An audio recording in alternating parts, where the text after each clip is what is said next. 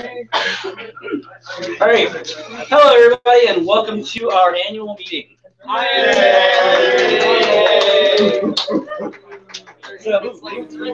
Ooh. That's like the earliest we've ever started. That's probably true. It's probably about right, yeah. So, welcome to our annual meeting. We're going to go over, we have a whole list of things. Your agenda's on your sheets. Yes. I need an agenda. I need an agenda. I forgot to have one. What the heck were you doing? Dave. Are you going to put no timestamps on this? Yeah.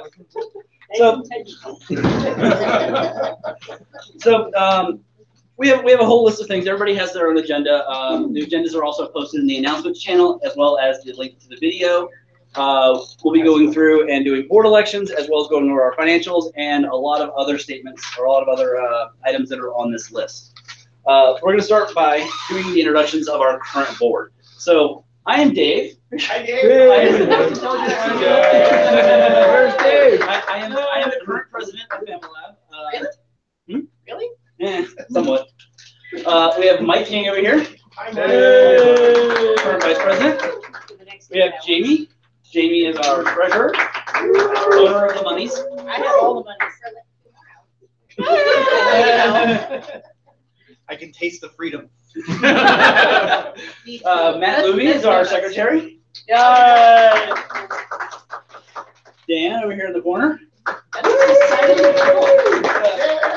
is totally evil. Lily. That's stress. And Jackie is also one of our directors. She's back in the back over here. Yay! We're gonna have a petition for Lily to bring back the orange hair later. You have to vote on it. Oh, can we add another vote? Choose my hair color? Oh, we'll write it on the board during intermission. All right. We're gonna start. I'm gonna hand it off to Lily, and Lily's gonna go over what is FamiLAB and a little bit about us. Yay! How do I use this thing? Left and right. I just had to make sure. Go team. What is FamiLAB? FamiLAB is a community that fosters learning. I'm just going to read it. FamiLAB is a community that fosters learning and creativity through hands-on projects, collaboration, and the sharing of skills and tools to improve ourselves and enrich the world around us. Now, the key word there is community. We are a community before everything else, because look around you, there's a lot of people here. Without the people here, FamiLAB wouldn't exist. You all pay your dues, you all take care of the space, you all support each other. And without all of that, this building would be empty. Without what the community does, we wouldn't have the tools that we have and wouldn't have them in the state that they are, both good and bad. Beyond a community, FamiLAB is a hackerspace. And you can read the definition. Basically, hackers, as I describe it to the layman, you take something from its intended use and use it for its not intended use. We have plenty of examples around that. And with a hackerspace, we have one core principle: duocracy. Duocracy is basically, if you want to do something, do it. Jamie just noticed it.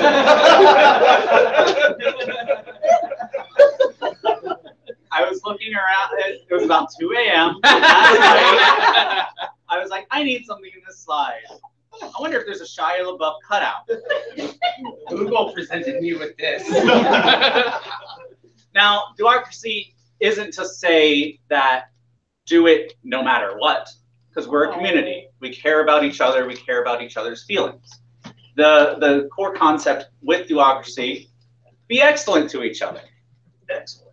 Always consider each other's feelings when you're doing something. Like, if I want to move everything in the workshop, should I do it and just do it? Not necessarily, because a lot of people use the workshop, a lot of people use welding, a lot of people use the front office. Don't just do things to do things. Do things to go back to our core mission statement of what was it? and better each other and better the community as a whole. History lesson. I'm gonna toss it to Dan with the history lesson because he's old. He's also been here the longest. Yeah, I haven't been super active the entire time, but I have been a active member. Well, I have been a member since the very start of FamiLAB. So, so who here? Let's have a show of hands. Who here has joined this year? Like the past 12 months. Yeah. That's what a year Damn. is. Yeah. Well, I didn't know you had Calendar 2019. year. Yeah, he's technically correct. Technicalities. He's technically correct. The best kind of correct. So keep your hands up. So, okay, who joined last year? And how about a year? Who's been here over 2 years? 3 years? I don't. 4? It's gonna be 5. Keep going. Okay. I've been here almost as long as we- Yeah. So who's who's been here since we weren't at this relatively close to this address? Oh, relatively close. Relatively close. The 400 square foot or the 800 square foot space. Yes. Yeah. Not in this building. Okay, so we got a pretty good variety here, How which many is square foot is this? 6,000. So that's a lot. Wait, is there a bag of beef jerky going around?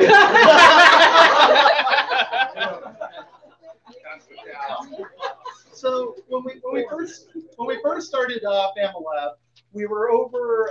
We had 800 square foot. We had pretty much zero to minimal organization.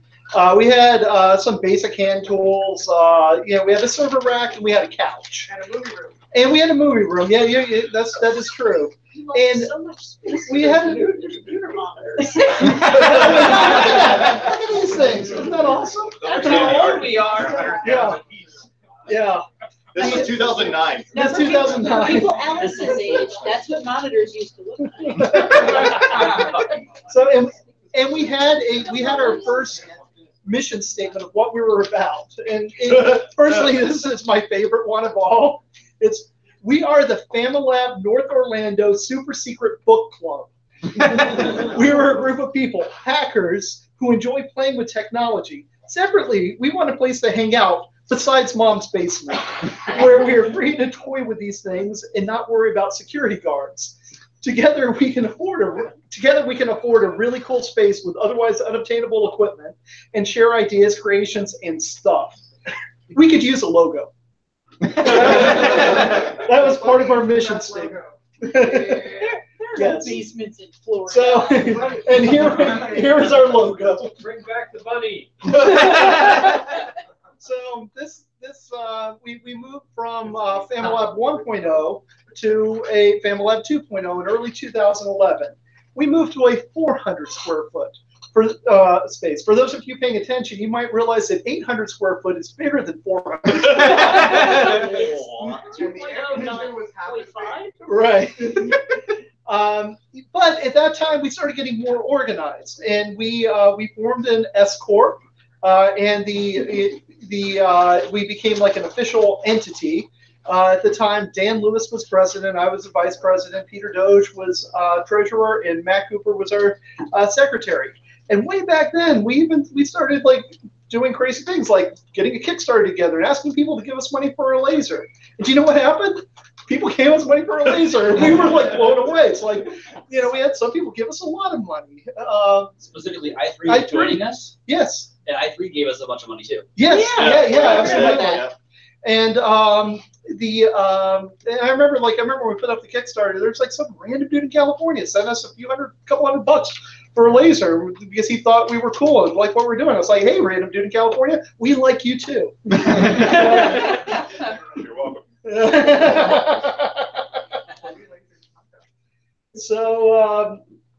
So with more organization and paying more attention to things is when we realized we don't have the money to afford that 800 square foot. Hence why we ended up in the 400 square foot facility. But we kept going, and we came up with a new mission. a new mission statement that better refined what we were and what we were trying to accomplish. We came up with, this is around July 2011, FamiLAB is Central Florida's provider of space, tools, and community for creative technical learning and projects. FamiLAB's mission is to promote the sharing of knowledge through the creation of safe and fun spaces to learn. These physical and virtual spaces contain the tools, material, and expertise that rapidly accelerate learning but are not normally accessible to the general public. So a little more organized and official, but I still like the original one myself. We started having open houses, trying to attract more members because we realized we didn't have the money to afford the things we wanted, and we needed more people to give us money. So open houses were a good way of encouraging that. Back at this time, we used to do a lot of classes at a place called Cloud Space. It's not there anymore, out near UCF. There were a number of people that, some people worked out there related to FamiLAB, and they would let us use their big open working space in the evenings to teach classes because we had no room to do it anywhere else. So we started doing Arduino classes, some security, soldering. Soldering was the first one, yeah. Really, it was quite a success. Most of the classes were sold out, and we could really fill up the place pretty well. So at that point, we really kind of knew we had something good going on. We just didn't really know where the heck to go with this crazy thing. That's where our membership started skyrocketing. Yeah. At that point, We were like 15 to 30. Yeah, actually, did I have that? There was a maker fair there too. Oh, Yeah. what's there? Oh, at the. That wasn't until we were into this space. That was in this space because I've got. The first maker fair was 4,000. I've got a little story about that. So we knew something had to change, and we knew we needed a larger space to grow into. But once again, we were stuck with that same problem of we can't afford crap. Stuff's expensive. But fortunately, Dave Woods came in and helped us move into the facility just a couple doors down over here. It was a 4,000 square foot facility. It was 10 times the size of where we were. And I always used to love, we used to have it marked out, the perimeter outline of what the old space was inside the new space. And it was absolutely ridiculous looking. When we first moved in there, it was not shortly after, but I remember John, Coke, Jamie, myself, and a couple others actually raced Power Wheels cars inside the space because we had so much space. We had it hooked up to a power supply, and we're just racing. And I was running around holding the Yeah. cord because we hadn't quite gotten that far We yet. didn't figure out that. We just had a big bench supply, and it was just we had to be the multiple to ride it. So that time when we moved in there, 2012, that was the year of the first Orlando Mini Maker Fair. Yep. And so just picture the first scenario that we had in mind for it. What we did was we went down the street here. We talked to the companies around here and asked if we could use their parking lots and various things like that. The first plan was to actually have the Maker Fair right outside here. Yeah. And we were going to do a track for the Power Wheels and everything. Just imagine what type of cluster that would have been. Fortunately, we had people like Ryan with us at the time that said, yeah, no, we're going to the fairgrounds. So no, it was actually the fairgrounds the first year. Dave Casey too. Yeah, Dave Casey. Yeah, I'm sorry, Dave. I don't mean to leave you out of that. I knocked over Dave's coffee. So the first one was actually at the fairgrounds, and then the science center was generous enough to, after we convinced them. Oh, yeah, I like it. Maybe in the back. Maybe in the front one. I think so. There's a camera. Oh, the camera can't do the slide. Yeah, the camera's like there now. Very back. I don't want one. If you turn them all off, I'll do this until It's like, yeah. Let me tell you about the budget.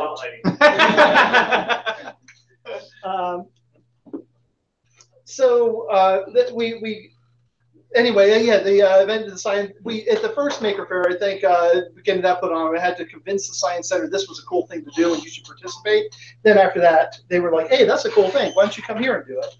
So we did that for a couple years. But the first plan was to actually have it basically out here in the parking lot. In 2013, we through the hard work of a couple people on the board. Not me. Not me at all. I can't take any credit for this. We got our 501c3 official nonprofit registration. So we're granted status as a nonprofit. I'm pretty sure the lab just overwhelmed them with paperwork. Yeah. It was like 70 pages of paperwork telling them why we should get it, and they There was like, okay, cool. Yeah. I'm pretty sure that's how that actually worked. So all throughout this time, we came up with a slightly modified mission statement that FamiLAB is a community that fosters learning, creativity through hands-on projects, collaboration, and the sharing of skills and tools to improve ourselves and enrich the world around us. Which that's actually pretty good. That kind of competes with the first one. So then we get to about 2014, and this is, I guess we call this FamiLAB 3.0 Plus. We started getting some more press coverage. The word started getting out about us, and now we had we were in the bigger space, not as big as this, but the 4,000 square foot space down there, so we had the room to do stuff, and it was a pretty exciting time. Had lots of classes, events. Let's see here, the NBC Hackathon. That is an adorable dinosaur. Longwood Night Out. Apparently, we did stuff with Boy Scouts, according to the notes. We don't know what we did with them. This says Boy Scouts.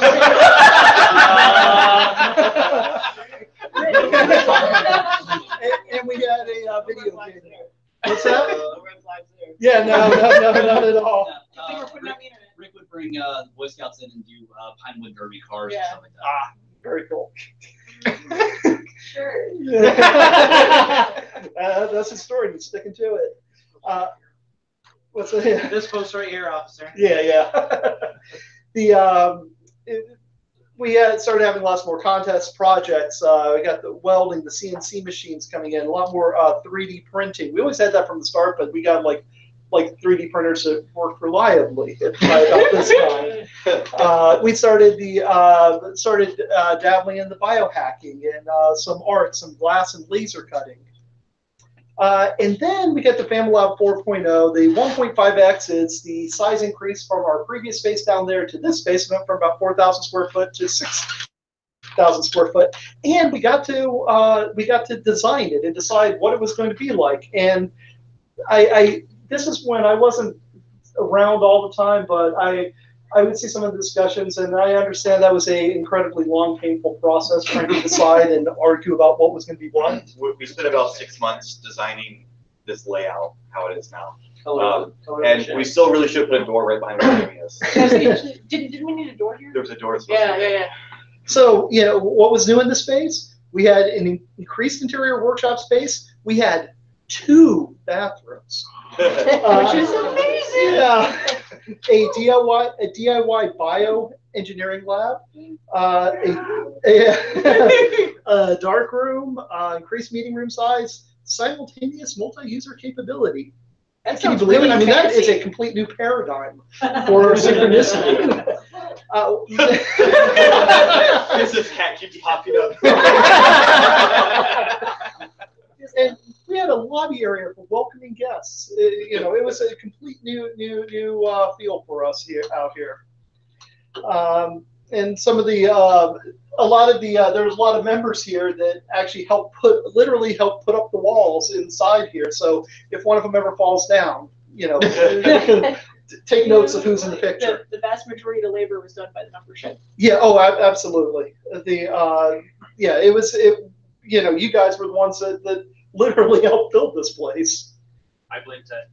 I think Ted still. Speaking of, Ted actually left NFC tags. I was just about to say that. Yeah, there's about 30 NFC tags beneath the drywall. If you can find them. If you find them, let him know. But they were stickered on the wall and drywall patched over, so there's no physical evidence on the outside. But if you find them, They all have messages in them. Well, They do. the one in the lobby here that's vaguely under that picture somewhere has the names of everybody at the point he stuck it there who had contributed to build out. Sweet. That's So, awesome. If we can ever find it again in the sky.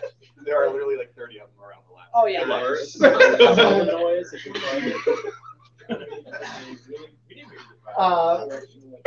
So as we got into more recent years, we've really kind of built up some of this sort of like the specialized areas, whether it is the fabrication studio, the BioLab, the different work areas out in the back.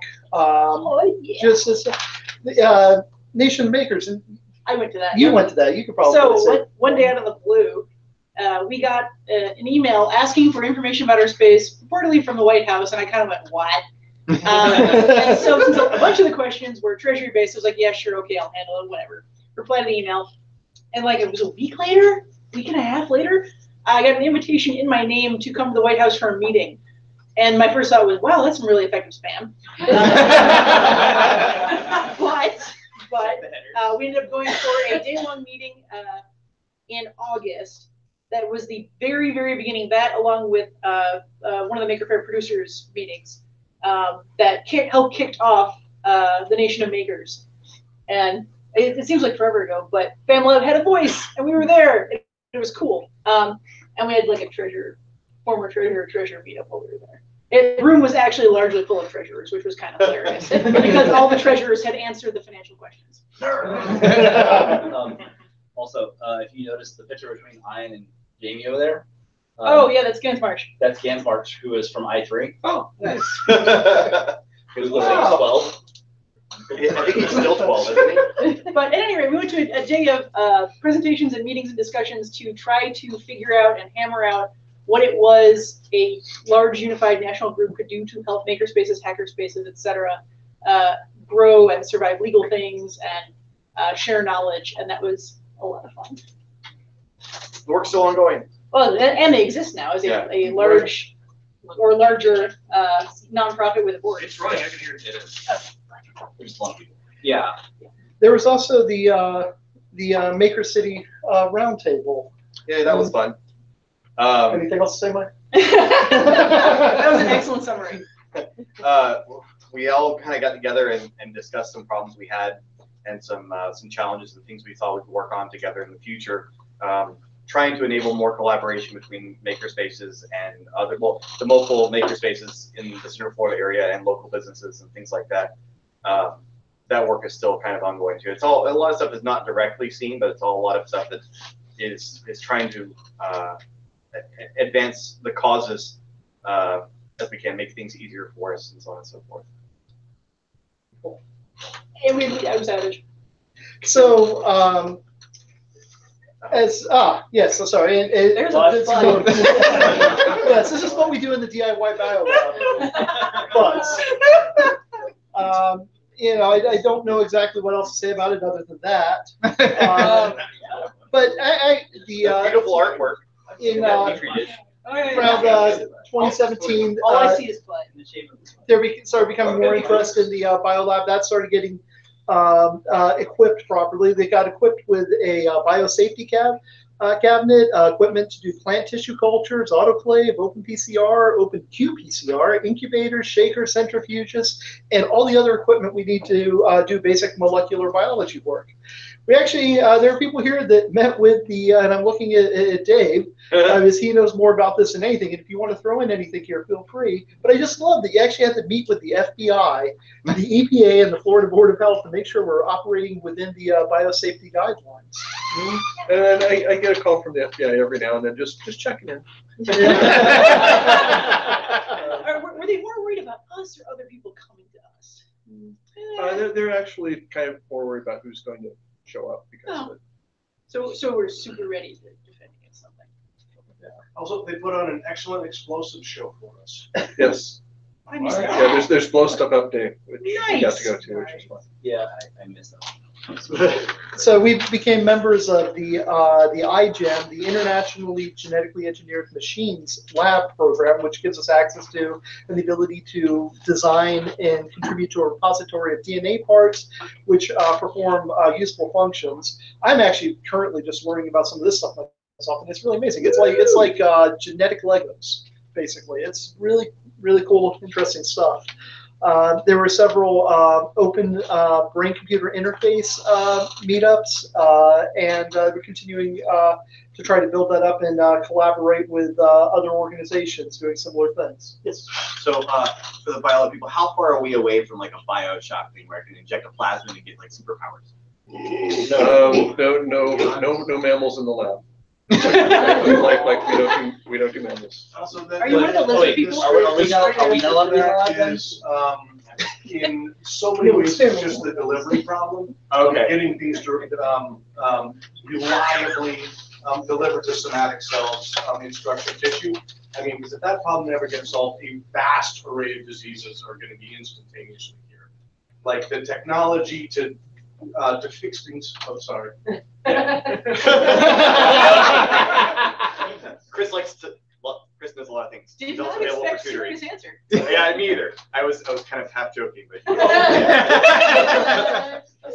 So to answer your question properly, how close are we to being able to give you a plasmid that you can inject and give you superpowers? Let's say halfway there. Okay, we can good. currently give you a plasmid to inject.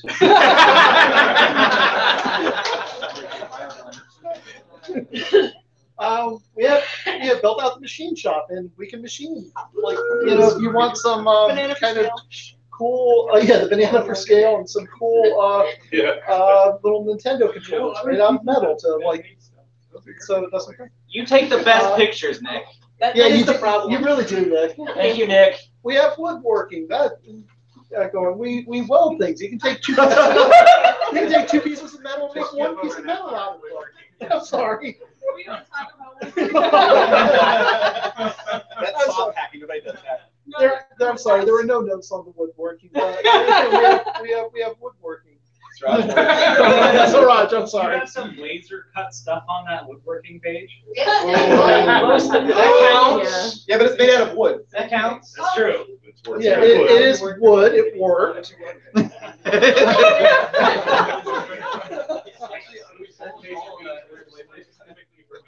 Yes. No, I'm actually on purpose. I'm going through these a little bit quickly because we're going to get a bit more detail on some of the individual areas in the 2018-2019 time frame.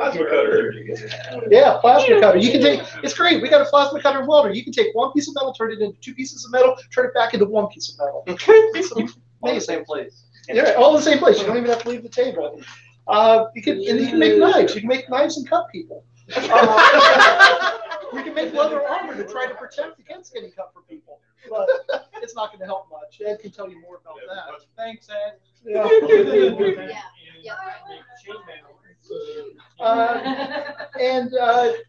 We've continued to have a presence at Maker Faire. Obviously, the Power Wheels are a big part of that. The Learn to Solder, the all the making beef jerky. We do lots of crazy crazy variety of things at Maker Faire. We really need to make sure we can keep that up and keep pushing that. It's a good way to keep our presence in the community alive. So, just before we get into the current year, I'm going to turn that over to Matt to talk about that.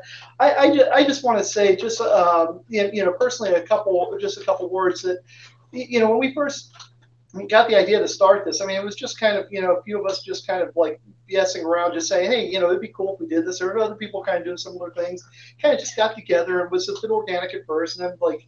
The most official thing we did, we all met in Starbucks and signed paperwork to make that, the S Corp and make it actually an official thing. And we had no idea what we were doing at the time. And I remember, though, that Dan Lewis, one of the things that he always said was that a measure of success, one of the big measures of success in his mind was when all of the people who first started things going, when they were no longer, at least no longer on the board and perhaps no longer even involved with it directly, but the place was still going.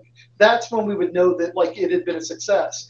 And, you know, clearly it has. I kind of, you know, stepped away other than, you know, sending my monthly dues in. And wasn't, and really wasn't, you know, out here active for many years. And like when I come back, it's like bigger and better than it ever was before. And it's just, it's amazing. And I can't, you know, I can't thank people enough for who have done that. Whether it's, you know, we got a couple people that are on the board right now that have been here for years that are no longer going to be on the board anymore with Mike and Jamie, and yeah, they may be happy about that, but you know, it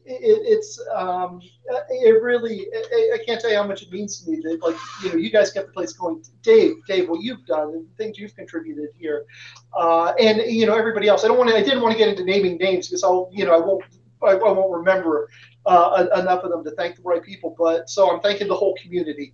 You know, it really means the world to me what you guys have done and have kept this going well beyond, you know, anything those of us that were there in the 800 square foot space, you know, were really prepared for back then. So thank you.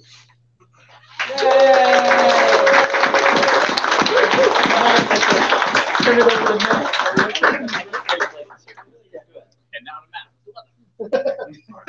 It's been cooler lately. So I would like to tell you a little bit about what has happened here in the lab in the past year. And we're going by the sort of lab year of annual meeting to annual meeting. So it is 2018 and 2019, just a little bit. Can you tell us about it in a funny accent? I could try, but it would just be vaguely Italian or something. So That's fine. I think it all comes back to the same one or two accents anyway. I mean, Yeah. Well, Sean Connery. Sean Connery from Brooklyn via China. The first thing that I want to tell you about is something that I know a little bit more about because I've been able to help out with part of it. Something that we have, if you've seen the wooden box out here and you don't know what's hiding behind there, what we have back there is What's in the box? excellent question. We have a scanning electron microscope in progress, and what that is, an SEM, is it's a microscope that uses electrons instead of photons for their enhanced properties for getting a better resolution of picture. So in essence, you can get a much, much, much better zoom on an image that you make without light, but instead electrons. And so stepping away from all that boring detail, what was done that I think was really impressive is, I don't know who found it initially, I can't remember anymore, but we found a set of three, I believe it was Mr. Casey here, of three SEM units, one of which was currently functioning at a lab in Tallahassee, and two of which were there for parts. I think one of them may have been partially functional at the time. And essentially for a few $100s and the effort of moving it, they could be ours for the labs. And I don't want to lowball what it means to move the SEM. I was not involved in every aspect of it, but we're talking about something that, correct me if I'm wrong, is over a ton in its total weight. Yeah, like each of them. So each of these, and you did it in one trip with two trips. Two trips. Truck wouldn't hold all three. You Wait, didn't eyeball the thankfully, price though. It was 90 for all three together. Oh wow. It was $90 for, okay. Yeah. So essentially, wow, a low shipping fee for something like this, which again, not trivial, but for what this is, right? When these things are new, they're tens, if not hundreds of thousands of dollars. It's a very powerful piece of equipment.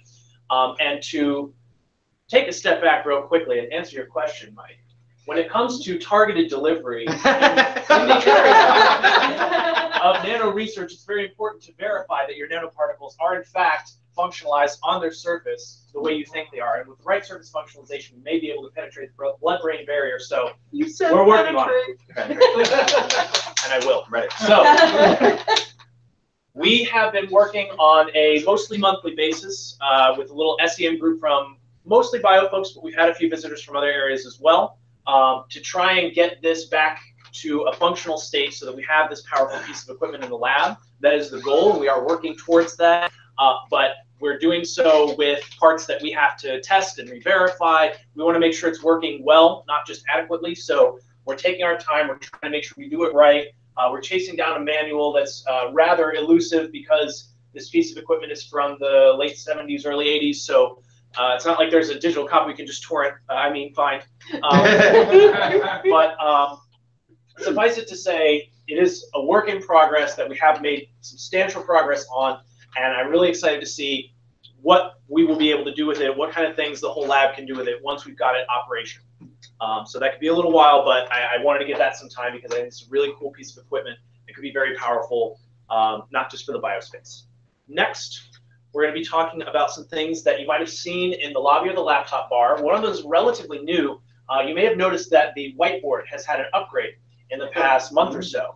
And so I believe it was Frank who helped, who got that set up. So thank you, Frank.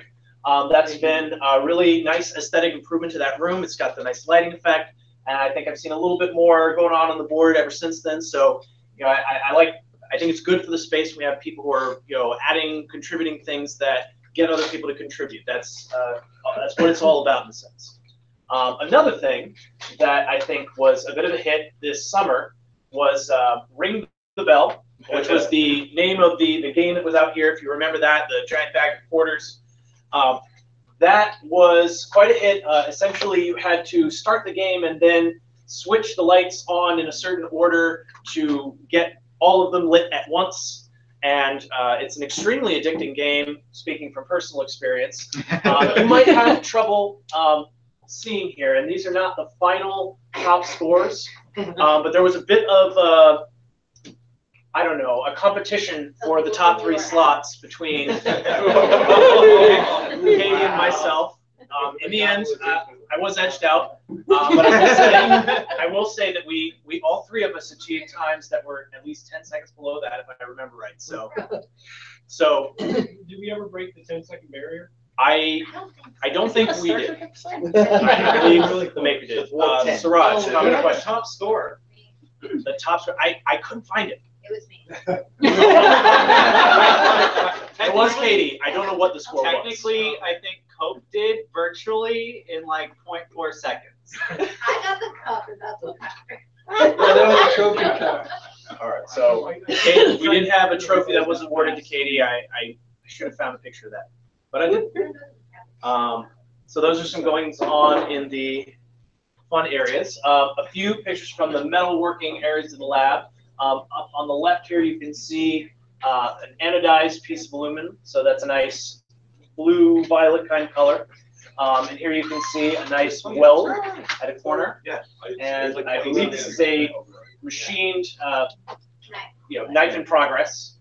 I think something happened to this tooltip. I'm not sure what the story is. Chuck had a bad day. So the end mill was one with the metal. It was a Zen We moment. managed to get it out, and the tool was okay, and there was a perfect negative of the tool in the original. You could see every detail. It was really cool. Wow. Oh wow! Did you cast any tools? Did you try to cast any new tools? I think he might still have that though, so you can ask him. I think it's still together. We may have he to. twisted it out and okay. using that tool. Yeah, sure. We may have to find a way to make a cast of that. I believe next we'll be talking about the wood machine tools. Ah, yes. So we had a number of large pieces of equipment donated to us this year, and so you may have seen them in the machine shop area primarily, but there are a few scattered around. If you know where the can crusher is, you may have seen the shoe press. Someday we may determine what that's used for, but in the meantime, it's there. We know it's usable. We're just trying to get rid of it. So I put it on the Can I first say something real quick? Frank, yes. If anybody here owns or has access to an acetylene torch, please speak to me because I'm going to cut that thing up before the end of the weekend, and that would make my life a lot easier. Torch in the bin over there, and then you just need the actual tanks. Yes. Okay, let me rephrase that. If anybody has access to a torch and tank,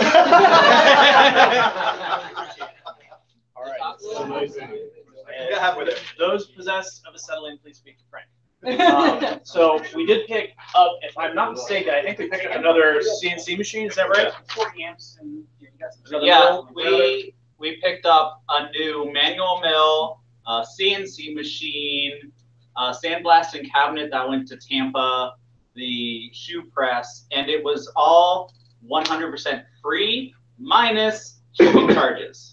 And a death grinder back there too. And a death grinder that 6 horsepower drive. And an optical comparator. We're sorry, Nick. It's okay. I actually found a nearly identical one at an auction nearby, and it didn't sell at auction, so I might make them an offer on it. Take the parts from this, and then scrap this and get it out of here. DVD. But we got a lot of stuff for free. We just had to pay the shipping, which that came out to like 4,000. But everyone came together and crowdfunded it really damn quick.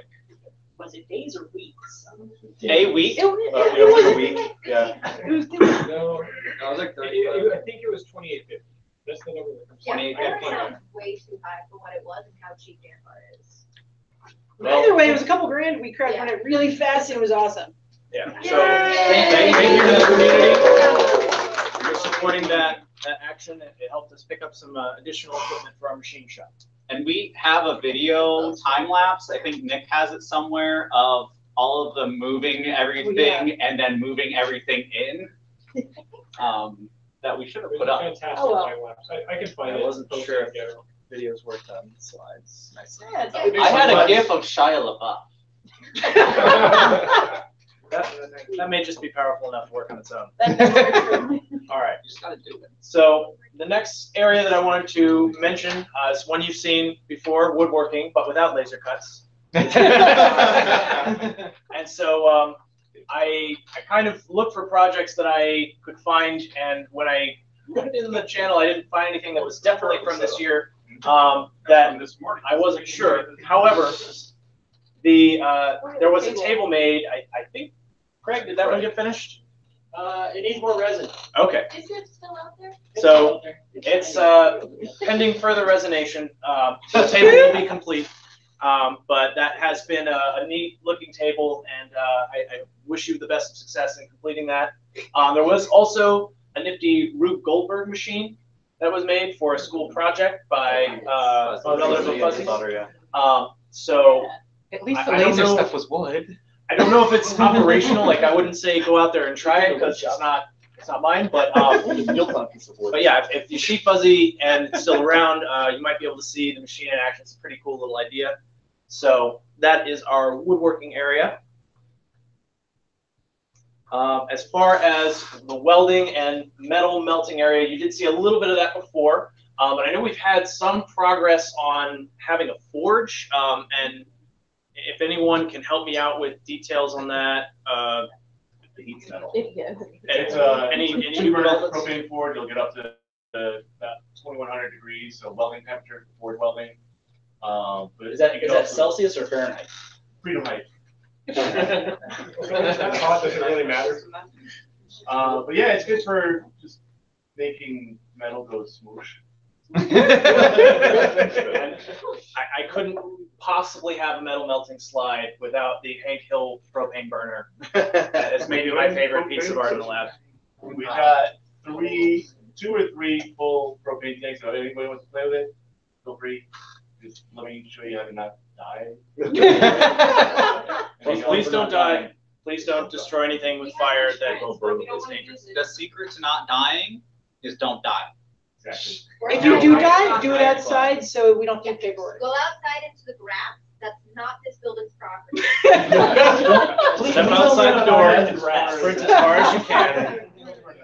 And then you drag your burnt body out onto the verge. All right, before anyone gets hurt. The Modular Synth Night is one of our regular events that has a lot of interesting looking equipment and delightful sounding sounds. So I could not possibly faithfully replicate those sounds for you right now. That's not bad.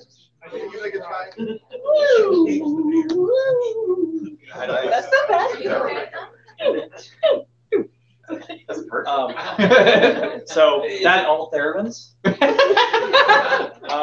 No, I really couldn't do it justice, and I'm not sure if there would be sound clips to find somewhere in a format that we could play, but that is definitely something. If you are interested in music or electronic music or electronics vaguely related to music, I would definitely recommend you check that event out because it's usually very well attended. You've got a lot of people with interesting equipment, much of which they have made or modified themselves. So I think if that's something you maybe hadn't heard about yet or haven't had a chance to make it out to yet, it is a vibrant community event here, and I think you would enjoy it.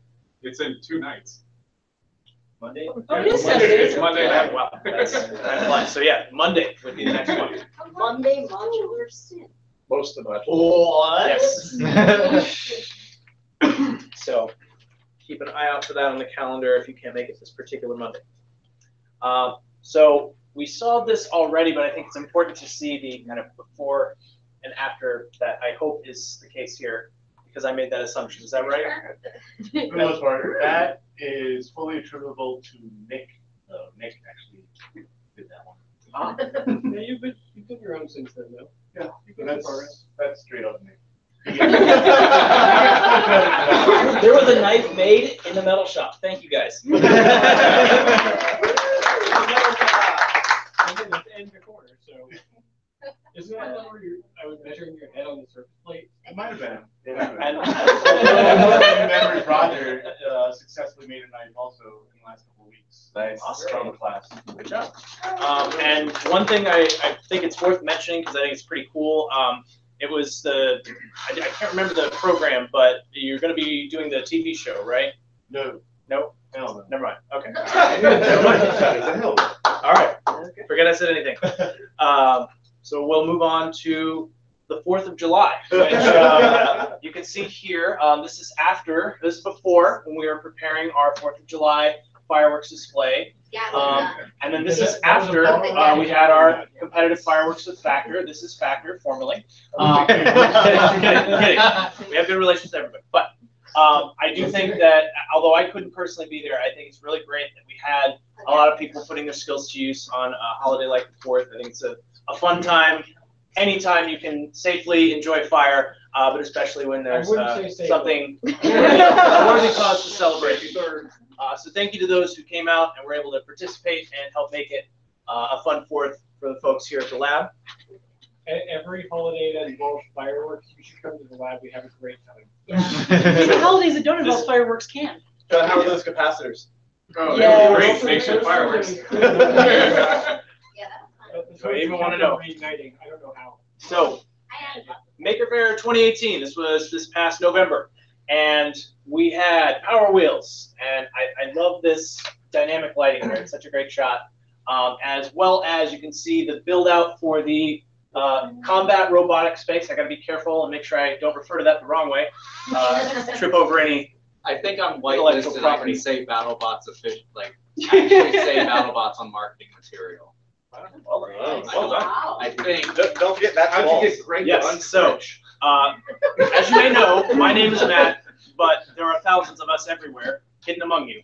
And a different Matt brought Matt's balls to Maker Faire, and essentially it was a geodesic polygons, not strictly spheres, but technically speaking, the best way, the biggest balls in Maker Faire.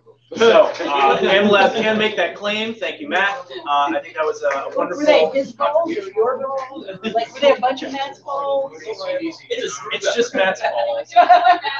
I usually have these in can form. So the best part about Matt's balls in Maker Faire was that Were they salty? was when, like, you know, somebody would some parents would bring their little kid up, and Matt was like, let him pick them up. Kids of all ages love playing with my balls. He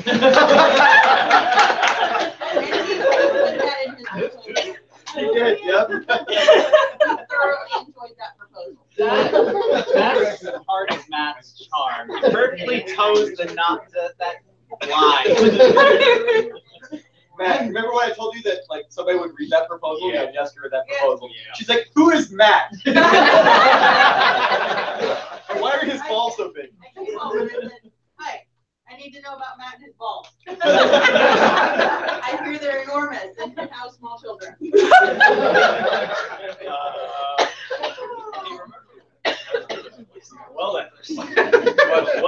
What door have I opened here? All right, I think that might be all from me. Because the monies go here, and I must hand it off to capable hands.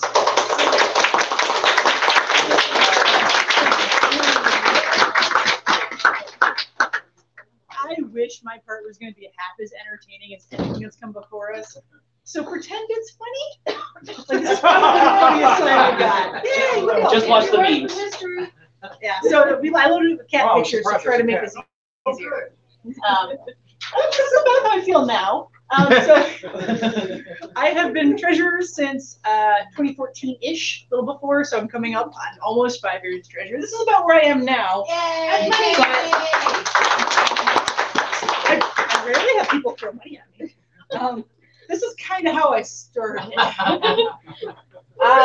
This is from the Running a Hackerspace Tumblr, and it perfectly describes it. I think this one is the new guy looking at taxes for the first time, which is not entirely wrong. So I won't read all the numbers because they're horribly boring, and I'll just apologize that they're horribly boring. But the state of the lab as it is. The lab has continued to grow. And in the last handful of years, we went from being small enough that we could do our taxes on the postcard version, which asks 3 questions and is done in about 20 seconds flat if Chrome loads slowly, to having to do the full-blown thing. Because while we are a nonprofit, we file informational taxes. The first year took me like 3 months to do, and second year we paid to have somebody do it. And that was excellent. It's after you hit that $50,000 of income a year mark. So while this looks super exciting, $78,000 a year coming in, we had about 80 going out. And it's all normal expenses. It's class expenses. It's we have a category called office expenses. I consolidated things down. It's stuff like paying for QuickBooks, paying for the Adobe Creative Cloud that we enjoy in the laser room. It is stuff like consumable supplies, although not all of those are lumped in there. We pay insurance on the space, which is why I keep saying if you're going to die, do it outside, because I don't know how much the insurance covers. Also, we don't have terrorism insurance. Yes, I decline the $15 terrorism insurance every year. It's $15. It's light or limb. It's light or limb. Yeah. It might not be either. So, and then you'll see I'll have the slides up somewhere, but you'll see the biohacking lab looks like it does a whole lot of out, but they also do a whole lot of in. The biohacking lab is actually our biggest crowdfunded group at the lab. They pretty much are self-funding, which is kind of cool and makes for a really big piece of the pie on this one, which is also nifty. The important things on this slide that'll come back in later slides. Our rent has gone up, as was planned in our lease, and so we're paying about $44,000 a year in renting on the space, which is actually less than warehousing space goes across most of this area, so that is excellent. And our utilities have gone up as well, and I'll talk that too in a couple of slides. But things like the electric, which we saw a new high score last year, but it means we're using the space more. And our water and all that sort of thing. So utilities breakdown, blah, blah, blah. Internet access, the vast majority of our expenses, for our utility expenses are electric because we have a bunch of tools running. We also have the equipment, and we have the AC, which is probably one of the biggest draws on our power, but it's gone up fairly conservatively this year, so not a big deal in the end. But all of our utilities actually did go up. There needed to be another cat in here because I figured everybody would be asleep by now. Was that your cat? It's not my cat, but I did sit up for a good 15-20 minutes about 5 o'clock this morning looking for cat money pictures. My Google search history is great. This is a lot of blah, blah, blah, and an eye chart if you're all the way in the back, but it just lays out how things go with our utilities. You can kind of see the electric gets high in the summer when we have a lot of AC costs. It's fairly predictable. Florida, it's hot. Right, it's fairly predictable. We have money, bills get paid. Thank you, Jamie. I'm working on it. I got a couple more slides. I know people are sleeping, but I'll get through them. I have 2 more hours. One of the biggest awesome things with respect to the utilities and the bills we did this year was purchase a whole lot of AWS credits through TechSoup, which is one of the nonprofit interfacing sorts of things. So for $175 for the year, we got $2,000 in AWS credits. So our website and all of that associated with it are all run off of that. which brought our costs down quite a bit. Hazardous waste. Oh, hazardous waste is for the biohacking people. So they have regular bio-waste pickups or as needed, I think, right? No, A regular, okay. How much hazardous waste can be disposed? How many? It needs to fit in the thing, and again, no mammals. Okay. Okay. No bodies. No bodies. So the real actual important part of me standing up here and doing the song and dance is talking about membership dues. And yes, this is a new cat for this year, Willa. So this was it was requested of us like 3 or 4 years ago to do kind of an ELI 5 and explain it like I'm 5 of our dues breakdown and why we're not buying all of these sexy things and tools and shiny things all over the place. So I know more pie charts, just stick with me. Our membership breakdown, we currently have 123 members. For the $50 level, we have 82 people. We have 16 paying a reduced membership fee, 4 boosters, and 4 sponsored people who are equal to $50. 12 included family members, and then we have 5 special cases, people who are teaching, trading, whatever, for their membership. Now, assuming for the sake of argument that all 123 members are paying $50 a piece, which is just slightly more than we actually are bringing in, we take our recurring expenses and kind of break them down monthly into what it would be for your dues. So blah, blah, blah, what is this even? This is how your member dues break down. So of your $50 every month, almost $29 of it goes towards our lease. And thankfully, I'll come back to it, but our our rent has increased over time and we'll be coming back down because we've paid for a good chunk of our build-out debt. After that, the next part is utilities. We spend about $10 of your dues on utilities. It's about $1 for the common office software, things like QuickBooks and Adobe Creative Cloud, that kind of thing. Corporate stuff makes up about $1.25. So that's things like our fictitious name, because FamiLAB's not the name on all of our business paperwork. It's the name that we pay for to also have. Things like our annual filing to register our board and that sort of thing. Solicitation of contributions, which lets us solicit donations from anywhere in Florida. I gotta be careful with that one. But that's what the kind of corporate stuff is. And then things like event costs, that's really Maker Faire. Like it comes down to Maker Faire, and that's about $1.10 out of your $50 membership every month. That's how it amortizes out. There's always PayPal, Square, etc. fees. That's about $40. And then what's left over after all of that is about $6 of each of your $50 member dues.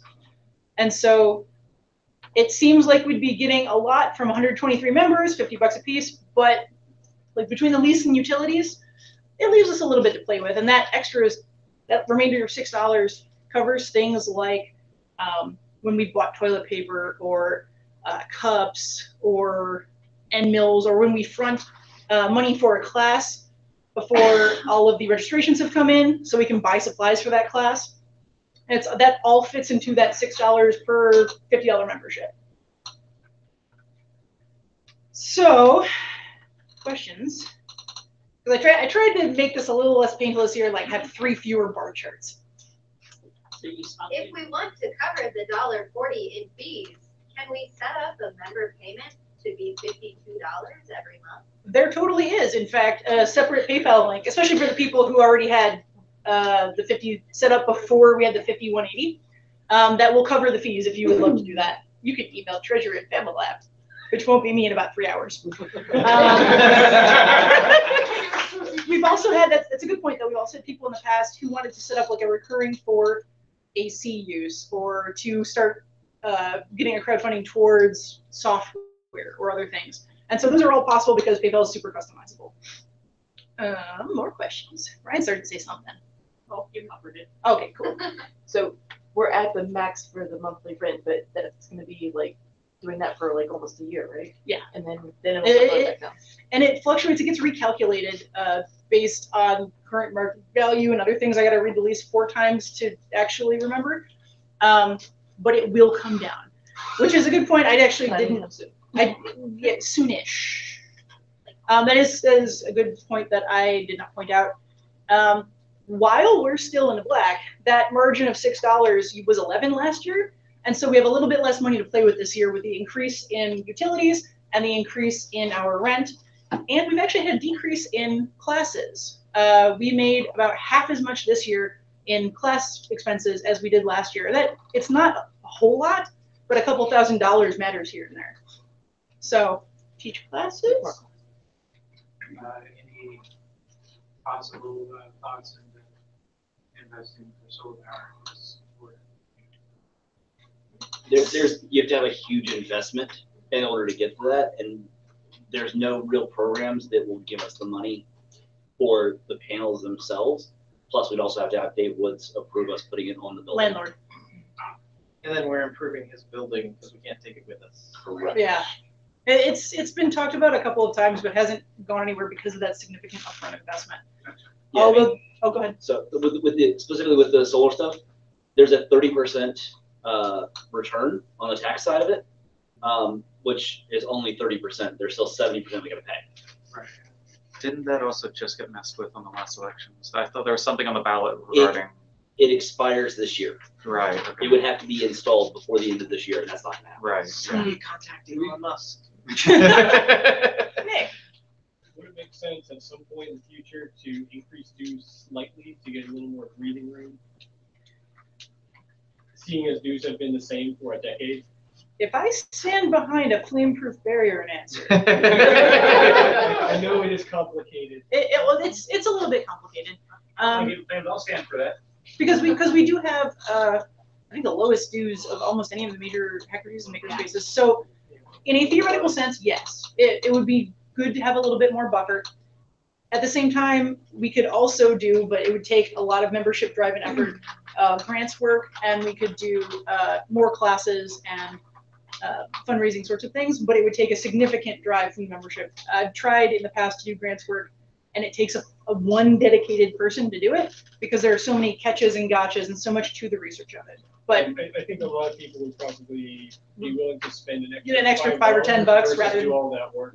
This is true. And just so you guys know, if you decide that, hey, $50 seems really cheap, I'd like to pay more money, you can always email treasurer@familab.org and say, I'd like to set up an additional $30 a month recurring, or $5, or more $1.50, anything, or $500. In all reality, you can ask Treasurer to send you a link for whatever amount. But yeah, to add on top of that, or yeah, you can boost.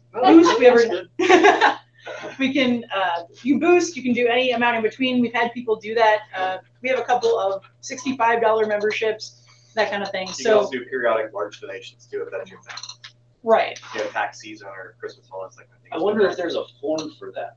There might indeed be a form for that. That is pinned in our Slack, and I think put up on our website too. Yes. For donating money towards this. And one of the other things that's really helped a lot in the past that could help again is for larger lab things is to crowdfund. Because while we did a bunch of crowdfunding last year, it was largely for the machine move. But in the past, even the little things have been crowdfunded. And mills in the metal shop, welding tips in the welding area. Every little bit counts and helps. So all of it together, but eventually it might be a discussion to have to talk about maybe increasing membership dues. I want to say Maker Effects is $50 standard, but then if you want the plus one, like we kind of do, we throw in here for free. They're then at 75, so we could find a decent deal for where it's still. It's definitely. Somebody bought them out. That's factor. No, it's factor. Oh, okay. Yeah. Factor, I think still. Yeah, I think they're $250 or something. It's $175 for their base membership, which includes no tools. And then it's $250 to be able to have access to all the tools. And when I did the tour over there not too long ago, he was very specific that there's nowhere in Florida that you can go and learn how to use these tools Absolutely nowhere. for less than $250 a month. Well, Totally. But you realize who you're talking to. They also have higher rent prices where they are. They do. And they do guarantee uptime on their machines. That's there's a different paradigm between us and them. I want to toss one thing in there when we talk about factor a little bit. They're under new management, and the new guy seems relatively like a good guy, and they're working on getting their nonprofit. And if they do, it would not be a bad thing to start trying to do a little bit of collaboration with them. But we really can't do a lot of that until they get their nonprofits working. And they're going to be forced to move, I heard, right? Building that yeah. is going to be cleaned out. Yeah, that area is there's going to be a development that's set up there in about 2 years, I think, maybe a little less than that. Yeah. I don't know if that's still happening, but that was happening like a year ago. They're more tuned towards someone running their business now and they're making a living from the place. If so, you can send emails and stuff too if you wanted to like get more greater do just to help out. Is there any issues with trying to reschedule it to like towards the end of the month or something to coincide with paychecks? No, the one of the great things about doing it through PayPal is that it's whatever day of the month you started on. It's kind of funny looking at my email. I can tell when the member meetings were because all of a sudden I'll get a flood of you received a payment emails. Yeah. But yeah, no, email treasurer before you cancel your payment. Yeah. So we don't go. I thought he liked us. I sent a lot of those very polite. Do you still like us? Check yes or no emails afterward, and then it's a joke and ship you to a different day. No biggie. Any other money questions? What if my email address on my is different? Okay, so then yes, good point. Please make sure when you set up your PayPal or change your PayPal that the address on your PayPal account is something you check on a regular basis. We've had a bunch of people in the last couple of years where PayPal will sometimes go, oh, I don't like you today, and suspend all of your recurring payments. They send us a notice, we track you down, we hunt you down. Sometimes they do it for expired cards on your account or whatnot. So if you're checking that email, it gets resolved a lot faster, and I don't have to run around, or whoever new treasurer is doesn't have to run around the space finding you. So just make sure you check that email. Although the email that you did do your application, your paperwork for us with, we email that too. So make sure one of those you're reading. More. Bored you enough? Yeah, Jenny. Cool. In that case.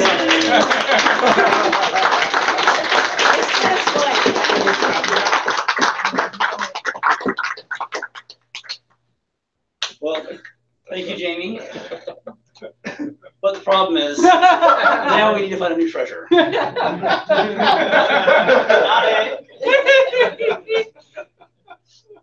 So we're going to go to our intermission in a moment here. But during intermission, if you would please come see Jamie or Dan to verify your membership and get your ballots. When you do that, I know all of you, but please just tell me your name as you walk up so we can check it off faster. It saves me like the 2 seconds of recognition time. And for the 1 or 2 absolute super noobs that Dan I might not recognize right off the bat, this way I don't offend you by not remembering your name yet. Yeah, come see us. Active member in good standing. We'll hand you a ballot. Life is good. And don't fill out your ballots because there's a. Oh yeah, don't fill out your ballots yet because there is a candidate presentation part of this. Oh, yeah. Because we have to check them off and it takes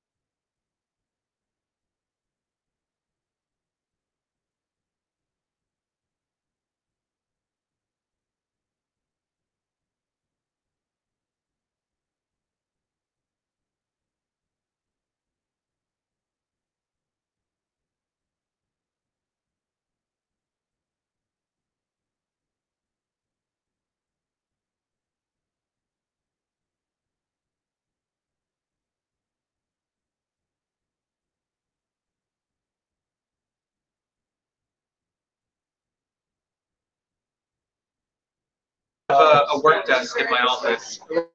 Just piles of 3D printed stuff I haven't finished yet. Electronics breadboards in a corner. Just Welcome back. Take your seats.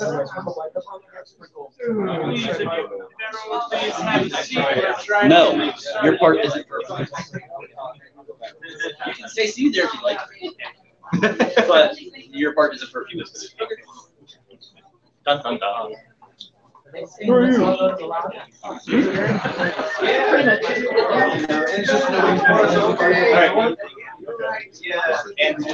We're starting again.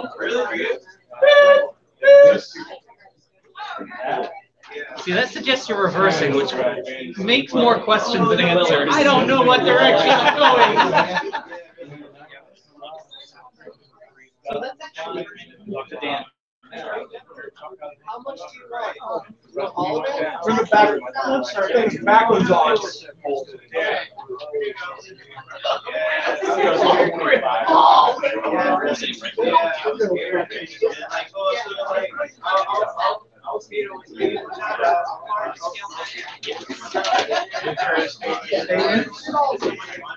The battery's kind of too big.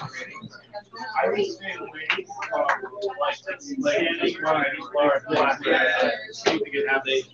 Tell them what you want for Christmas. And I want $1 million, and I don't want an easy vacation. I want a trip. Okay. Did everybody get a ballot? I'm ready to do it. And now,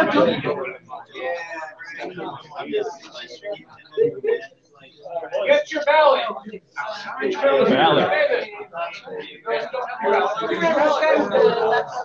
Ballottini. Ballottini.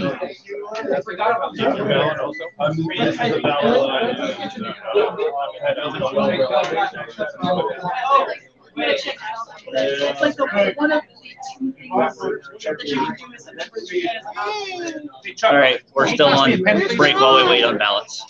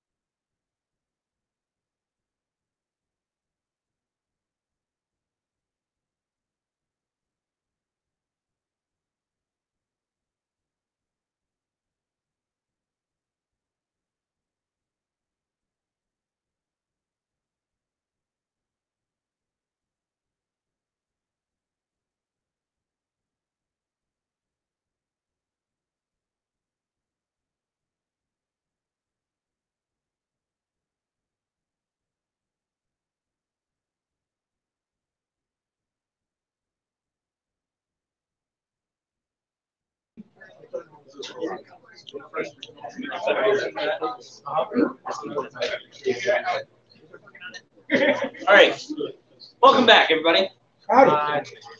Everybody have a good intermission? Yes. It was pretty chill. Mike asked me to remind everybody that that $6 goes to fixing the AC too. Yeah. Yeah. So we're gonna do some fun with numbers since we're back now. So that pen's still I can turn off. So I'm just trying to. I think it's okay right now. So this was Slack 1 year ago. So 1 year ago we had 518 people in our Slack. So, 581. Oh, sorry, 581 in our Slack. Jamie was the the top poster at 116,000 posts. Don't talk too much. And you know, I hear that a lot. Coke was on here as well as number 2 with 64,000. And Now, is that all time or just for you? this was all time. I did not pull per the year. This was since our Slack inception, which is I think 2015. Some people have an advantage. You a little bit, yeah. Yeah, catch up. We also have our points. Nick had 351 back in the back. Go, Nick. Arbitrary internet points. And this was a year ago. This is now, well, as of a couple days ago. We had over 1 million posts in Slack. Don't you people work for a living? Oh wait, never mind. So Jamie still had the top post with 136,000 posts. See, it's just one word at a time. That's how I send all of my messages. And we moved from 581 to 718. These are not necessarily members. These are just people who are part of our Slack group. We also have Nick still at the top with 408 points. Arbitrary internet points. I think I have 2. I deleted Katie's. I delete mine almost daily, so. When are those going to be reset? They can be reset whenever by anybody. Can we talked me about and Mike want to all- reset them at the annual Yeah. meeting. We talked about that every year, but never have. That's why I deleted Katie's. She brought it up. So, we're doing a lot of talking in Slack. Like I said, over 1 million posts in a couple of years now. And 34,000 files included. That includes photos, documents, anything that gets put in Slack. That is a lot of obscene pictures. Yes. So there's been some of those from my work as well. That are definitely obscene. So as a thank you to anybody who uses Amazon Smile, we get free money. So as of February of 2019, you guys should pull this a couple days ago or yesterday. Yesterday, last night. So it doesn't update all the time, but $330 we've gotten. It's first on the quarter, so. Is it, yeah, poorly. All right, so we got that from Amazon Smile. So for anybody who doesn't already know, there's a Smile Always extension for IE, Chrome, Firefox, all of them. We are listed as Orlando hackerspaces, so please use that. Yes. You can also get beta on mobile app. Yeah. They added that. That's new. Yeah. It's real nice. Amazon No, reminds me Amazon of my Smile. Smile now as well. Yeah, that's nice. I don't even have the app, and it reminds me when I go on there to do that. Smile Always plugin just automatically redirects anything that's Amazon to smile.amazon. Yep. So there's a good. To say, if you're a gamer kind of person as well, Humble, you can set. Oh, if yes. you're- Yeah. Humble Bundles, you can choose where you're donating and how much of it. Yeah. So we get 100%. dispersed of like $5, $10, $15 every time from Humble Bundle. Yeah. Buy every bundle and always set the donation only for 100. Yeah. It's I'm a great. terrible person. Well, and then PayPal also reminds you. I don't know what the conditions are, but it reminds me frequently. It'll say, Yeah. when you're checking out something, do you want to donate to Orlando Hackerspaces? I'm like, well, yeah. Yeah. I suppose so. Yeah. So Amazon Smile Home Bundle. We take donations. Thank you. There was a minor bylaws change. We discovered there's a ton of things that is tied to Treasury. We're sorry. That's why we love Jamie. That's why we love Jamie. And the changeover sometimes is can be very traumatic. Yeah, it can be traumatic. It's been a number of years since we've done a treasurer change, and I like traumatic. so we were looking at the way that we've got the bylaw set up for 2 years for any position, and we decided to go ahead and add an extra year for treasurer because of the extra lead time, and that way there's at least a year crossover between. Which is not me. Just for anybody that flips out, it's so that the maximum length term of the next treasurer will overlap so they can transition that year. So instead of having 2 years and they're done, they do 2, they do 1 more to transition to the next person. So not me. Jamie It's is all gone. good. I'm still expecting Jamie to rage quit before the end of the meeting. I have until the end of like food. So next section we're going to talk about is the operations team. So what the operations team is I'm gonna actually let Suraj or Brian talk. Suraj, Suraj, take the remote and teach us, please. Suraj has had the most drinks out of those two, so. That's okay. This should be entertaining. Yeah, there were tears when I did this the other night. Hello, I'm Suraj. If you don't know me, Hi, Suraj. I hang out here and do nothing. Hi, Suraj. Hi, Suraj. I'm in the I'm Snorlax too, but that's just because it's Saturday. Tomorrow's Charizard. That's okay. How does this work? The arrows on the side. Oh, they're arrows. Okay, cool. So the ops team is part of, I guess they're just regular members who help with doing the stuff that the board members don't need to do, like calendaring, making sure the bathrooms are stocked and somewhat clean, somewhat. If it gets really bad, we just like get a hydrofluoric acid and like a sprayer and just like spray everything down. Please don't. It'd be fun. But like calendaring, setting up events for people after they fill in the form online, and making sure people have access. I think that's a little more board level stuff, but we help make sure the lab runs smoothly on like a day-to-day level kind of thing. Because everyone on the board, everyone has life. Most of the people that go to lab. The lab is not their life, so you need people to help run the place. That's what we do. So we're regular members who volunteer to help with data. I just said that without reading the slide, and now it's on the slide. And make sure the lab doesn't burn down. So we also help coordinate, like say we need deliveries like gas for welding or hazmat pickup or something like that. People can't come around. We help with that as well. Okay. And I just talked about it. Okay, event scheduling, outreach, supplies, so like consumables like paper towels, toilet paper, the essentials. Social media, so working with Facebook or Facebook accounts, and setting up events there as well. And of course, Frank just talked about all this. And the website. So we do all the calendaring, and that gets pushed to the website. Make sure the website's up to date. The wiki pages are up to date. If you want to help with the wiki, let us know. We'll set you up an account so you can edit the wiki too. Yes. Anyone can edit the wiki. Anyone can edit the wiki. So if you want to work with that, because it's and you should. And if nice, you want and you should. You have to tell lab ops and management in that channel when we are low or out of consumables. Yes. Otherwise, there's no toilet paper. I think that's the next slide. Very close to running out of toilet paper this year, so please keep an eye out. Yeah, but if you want to buy toilet paper yourself, that's cool too. Yeah. So we are low on something like toilet paper, like we ran into an issue a couple weeks ago where we didn't have any toilet paper. Just let someone know. Like if you post in the ops and lab ops and management channel and say, hey, we're out of toilet paper, and one of us can see that and we'll go get some more on the next visit up here. Of course, we don't. Urgent, like if you're on the pot. Or get some, donate it. Sacrifice a sock. All of everything is member driven. So toilet paper can be too. Yeah, yes. If you want to buy toilet paper and donate it and be nice, please do. Or cups or napkins or anything. Yeah. We live off of donations. Shoe press? Look, it came with the package. All or nothing deal. A lab cat. So if there is something that you want to call the ops team for, what you want to do is use the ops team's handle here. You can see here where it says, I need hugs, or I want hugs. Just do @ops team in any Slack channel, it'll call the people who are on ops to that post. If not, if it's not urgent, you can email ops@familab.org and we'll still get it through Gmail. Yeah.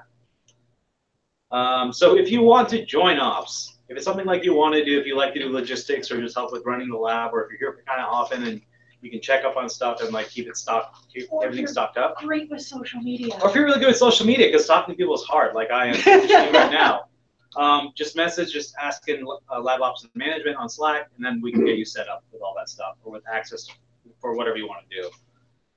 The calendar, Facebook, they all have different LastPass access codes, or you'll get an account that handles the FamiLAB Gmail account or Google Calendar, and we can set you up with that there. And you can join the awesome ops channel, where we talk about toilet paper stuff. Toilet paper, yeah, and cups. Where's Omega at? I was waiting for that. Oh boy. I was worried about For people who are unaware, there's certain kind of cups that work. If you want to get cups, just get cups. I don't care what kind they are. Yes, please get any kind of cups if we're out of cups. Documented on the wiki. We'll add it to the wiki. Send me a link to it. I'm gonna laser it out of the cup holder. You'll break out of it. I don't care. All right, the next thing we want to talk about is something that Mike is working on. There's a button on the back here. It's called the member property ticketing system. So that's what we're going to use to help with managing the amount of stuff that's around lab, like projects, not like equipment as much, but stuff. I see Mike getting up because he's going to correct me. Where the things are. I gave them back to you. I put them on. That's on the table still. Do they have a parking ticket on them?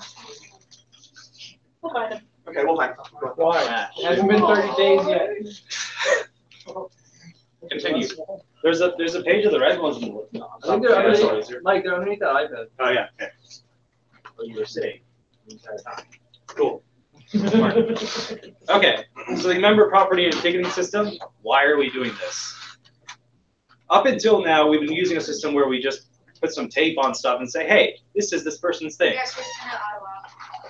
Someone poke it. This one's tall. Hey. There we go. Okay, so up until No.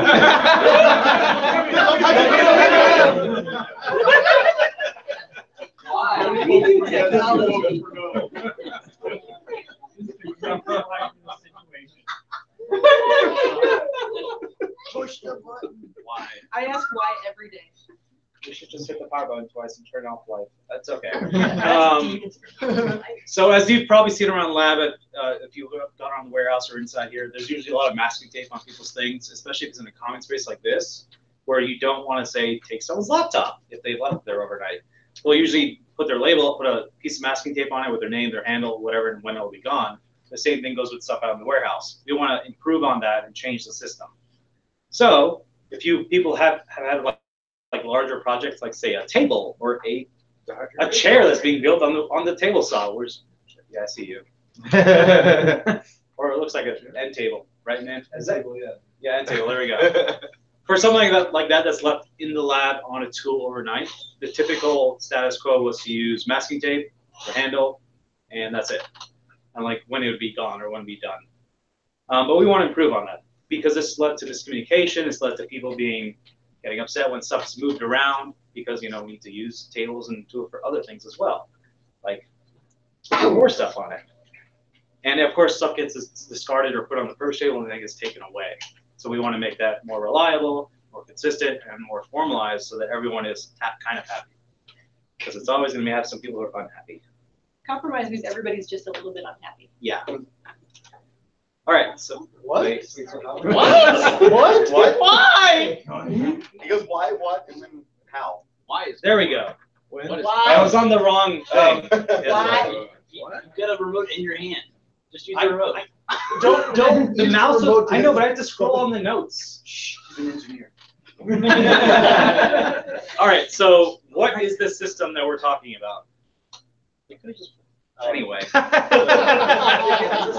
So the system will be used to tell what items, whose stuff it is, how long it's been there.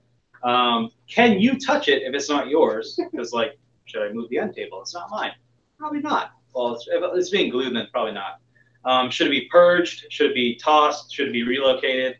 Should it be put in the trash or should it be burned? These are all things we need to know. And is it actively being worked on? If we have something sitting out in the shop for like 6 weeks and because people are away on vacation, that's kind of a problem. It's like taking up the entire shop. So we got to know this kind of stuff. So how are we going to do this? I feel like I'm teaching something and apologizing. This is terrifying. You're doing great. I know. It's because I'm. This is an exercise of to teach a class, you only need to be one slide ahead of the rest of the class. Add an adequate amount of alcohol before going into it. That works too. That's my same caffeine. All right. Fine, adequate. For logo. Moving on. I've made that mistake before. So how are we going to do this? We're going to use stickers. Stickers or labels? Not labels, because people get mad about that. They're stickers. No, they. Yeah, people get mad about stickers. They are stickers that look like this, as Mike is going to show you, as we show on the next page, because they're on the next page on the projector. There's sticker material sold by a company called Labels. It's called Labels. But the system is based on other systems. Our system will be based on other systems that we use in other hacker spaces that seem to work out well, and it's derived on their system and on an exact copy. So we're going to see how it works out because it's a draft and because it's in progress. It's in progress. There we go. Yeah. All right. So at I3 Detroit, which Nate, if you've seen him on Slack, is from. Hi, Nate. Which is probably watching. Hi.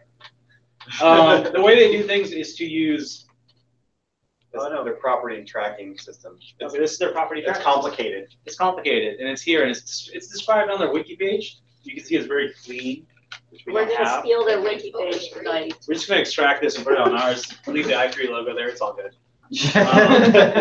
Throw a bunny over top of it. So they were the creator of this parking and permit ticketing system we're trying to use. And as far as we can tell, they're the one that started with it. Moving on. So if you want to find more information about how the system started, it's on the I3 Detroit wiki page.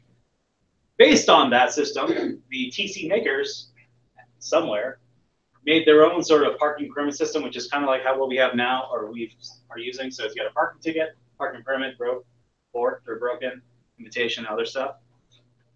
And so we're going to use colored slips because colors are nicer than just white paper. Do we have any examples of these? Here they are. So this is what we're proposing using for our property management There's system. like 20 or so of these, so you guys can feel free to pass around. Yes.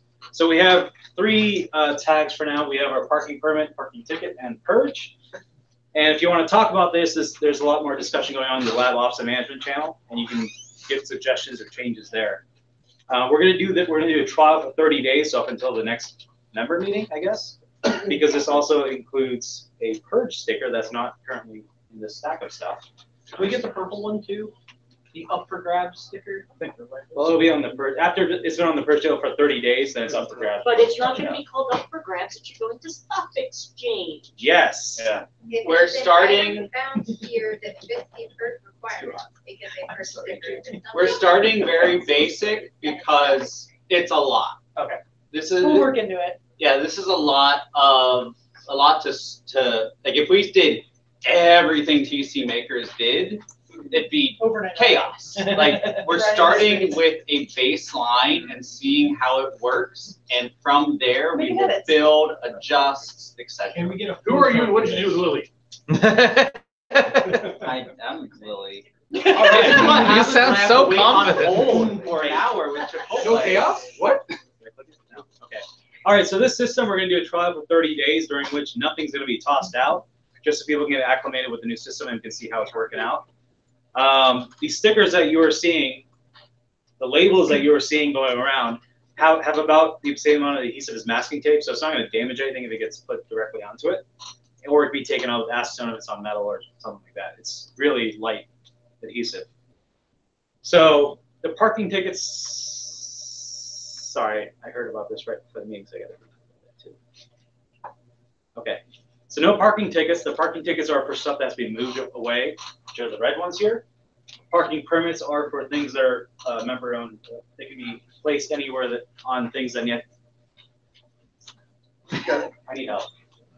I need an adult. Change the next page. Go to the next slide. I'm going to go to the next slide here. Okay. So what is a parking permit? Hey, a parking permit is a standardized. There we go. Okay. It's a standardized indicator of ownership and timeline. So this is placed on stuff that's sitting around the lab. It can be put on a project that's in progress, or it can be put on stuff that's lying around and I'm not sure what text going on. Materials. Materials, yes. Yeah. If you get 30 sheets of 4x8 plywood and put them in the wood shop, this is going on every single one of them. We're just on one of them of the stack because it's too heavy to move everything. It'll take the place of the blue tape label because we're running out of blue tape, and that's not good. And blue tape is nice to have. And it can be issued by any member. This permit is valid for at least it's valid for a duration of no longer than 30 days. So after 30 days, the next label is put on, the parking ticket label. It can be renewed by the member at any point, or by another member on that original member's who owns it, their behalf. Is there a limit on how long these can be renewed for? Not right now. Be excellent to each other. Yes. So if you put this on a can of balls and put it in the middle of the wood shop and just keep renewing it every month, I'm gonna take that and like burn it. Or I don't know, get like the TIG welder and just try to see what happens. Part of this is explained in the next slide. It's partly up to the POCs. POCs kind of observe and monitor, and they can do the click the button. Wait, I'm not at the slide yet. Click the button. All right, and one of the things that's also on here is to ensure that everyone knows about something that's lying around. There is a property channel in Slack where you should post a picture of your thing there with the sticker on it, I guess, preferably, to make sure people are aware this is your thing in this location. Please don't move it, or that way it also shows ownership as well. All right, so when that ticket expires after 30 days, because nothing's been done to it, or it's forgotten, or it wasn't changed and it wasn't renewed, the property is no longer, or say the owner of the property is no longer in good standing with FamiLAB, or say they left and just left something sitting around, then it'll get a parking ticket.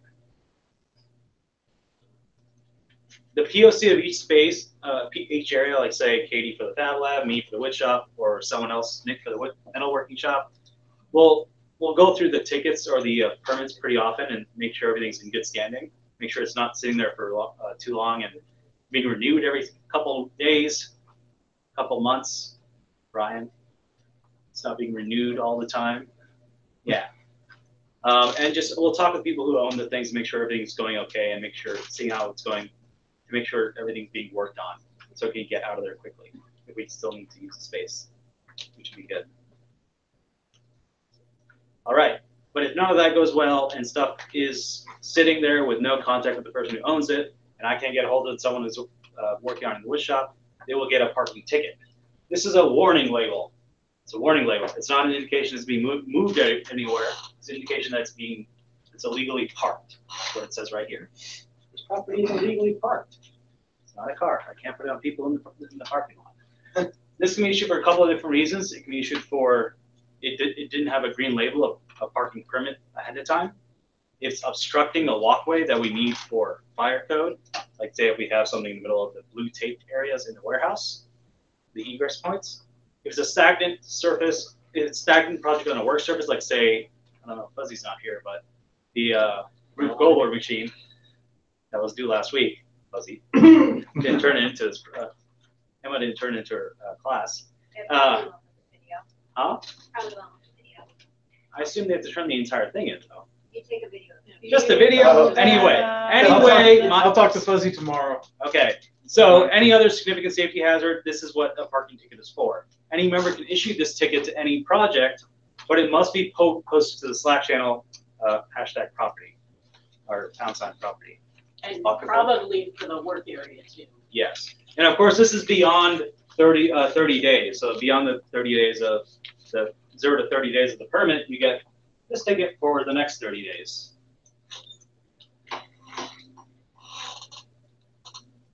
Oh, this is a different slide. Okay. If there are problems with things that are this is placed on, like say it's in the middle of the walkway, stuff is going to be moved around. And of course, if there's a permit on there already, we know who to contact. Say, hey, this is being moved because it's in the middle of the walkway.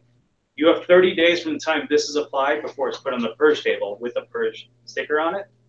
And the way to remedy a parking ticket is to discuss it with the POC or the ops team. And put a parking permit on. All right, the third sticker is the purge table sticker. The only person who can put the sticker on the item is the person who owns the item. No, any member can put a purge sticker on. Okay, I should read slides first before saying this.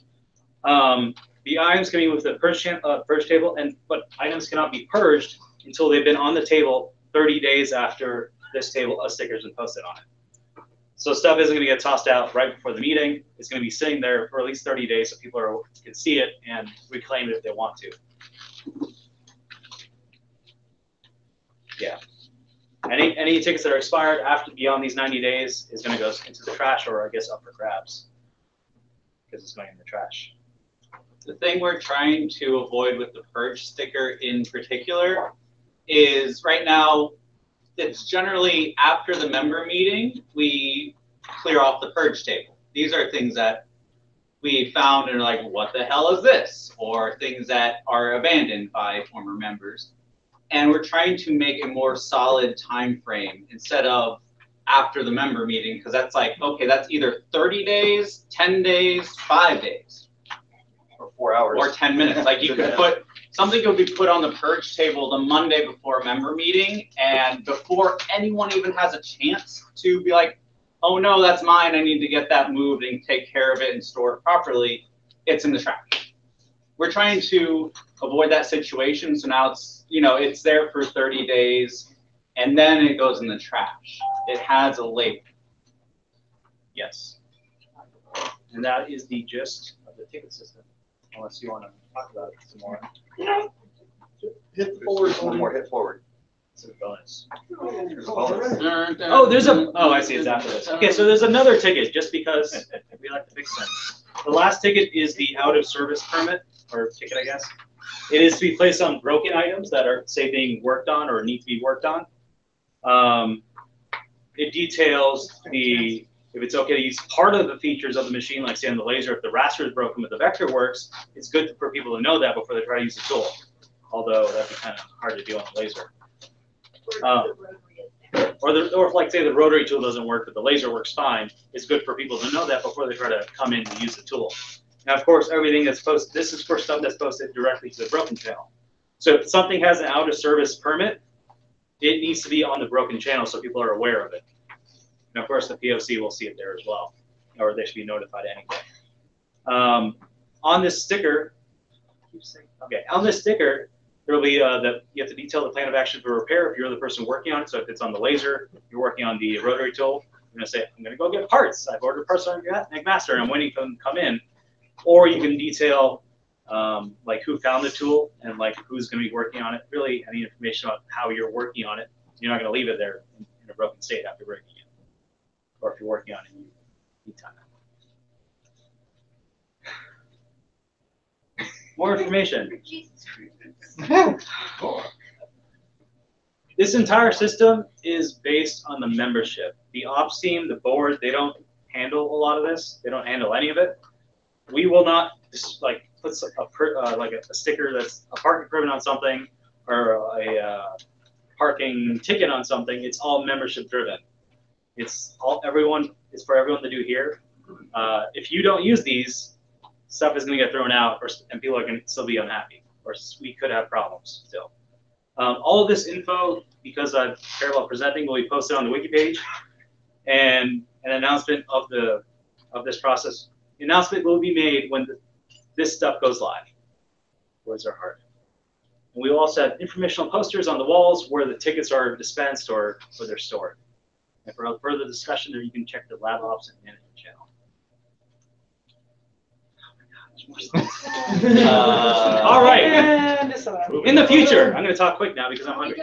In the future, we will have long-term project tags for like stuff that needs to be stored here long-term is being worked on. Like say, if we have a machine that's broken that someone's working on in the wood shop, or they just come like once a week to work on it. FamiLAB property assets for like say the Haas and mills and other machine tools. Leased equipment. Do we have any leased equipment? Yes. Yeah. Oh, we do. Okay. Stuff like that. And more to be determined. This is just a trial period to see how this goes. And also, if anyone has a better idea what to call this thing other than FamiLAB membership property ticketing system, parking tickets. That'd be great. Done. Thank you. Moving on. Here's a logo. Logo. What's our color? Now it's up to Oh my God. Dave. Oh God. Now the fun things begin. Thank you, Suraj. Thank you.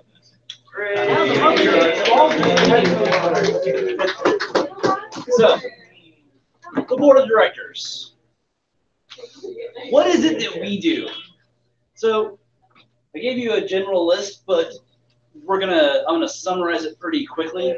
We do the paperwork so you don't have to, and we manage the public image of the lab. We take care of all of the taxes. We keep the building open. We keep everything taken care of so that the space is here, so that when you come here to use it, it's here to use. That's generally what the board does. We represent you guys to make sure that the place stays going. So if you want to contact the board, so you can email us at board@familab.org. There's also an issue reporting form, which is also pinned in Slack. It's also on our website. And anything related to the Treasury, please email the treasurer. Please do not PM the treasurer because they get lost. The treasurers? Yes. They all the time. The treasurers get lost. So, All the Yes. I have a question about that URL. Is that I.FamiLab or L. L? L.FamiLab, as in link. Yeah, you don't want to go out. Yeah. I have a link shortener site set up that actually does all. It will let us do link shortenings on anything. So like I said, email the treasurer. They appreciate it. So if you're interested in joining the board, we're going to do board member elections. I'm going to let Mike take care of this part of it. I've been through this twice as far as being elected. It's an exciting time. So we're going to bring up the board member nominees one by one. They're in alphabetical order by first name. And we'll bring them up to chat. And we will give them each 5 minutes to speak. And then it'll be 5 minutes. Oh, it was 3 and 2. It was 3 and 5. We can make it whatever we want. But I just have to. 3 minutes of talking, 5 minutes of questions. Okay, I was wrong. 3 and 5. So it's 3 and 5. And we'll bring them up one by one. And then they can tell us a little bit about themselves and why they should be a member of our board. So first, Mr. Tony. Yep. I don't need that, do I? No, because you've just got one slide. All right. I actually see a lot of people that I haven't seen in a very long time.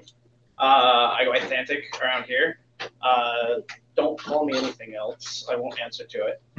I've been a member since FamiLAB 400. You did not have personal space there. As James yeah. Yeah. If you had to plug something in, you were behind somebody doing it.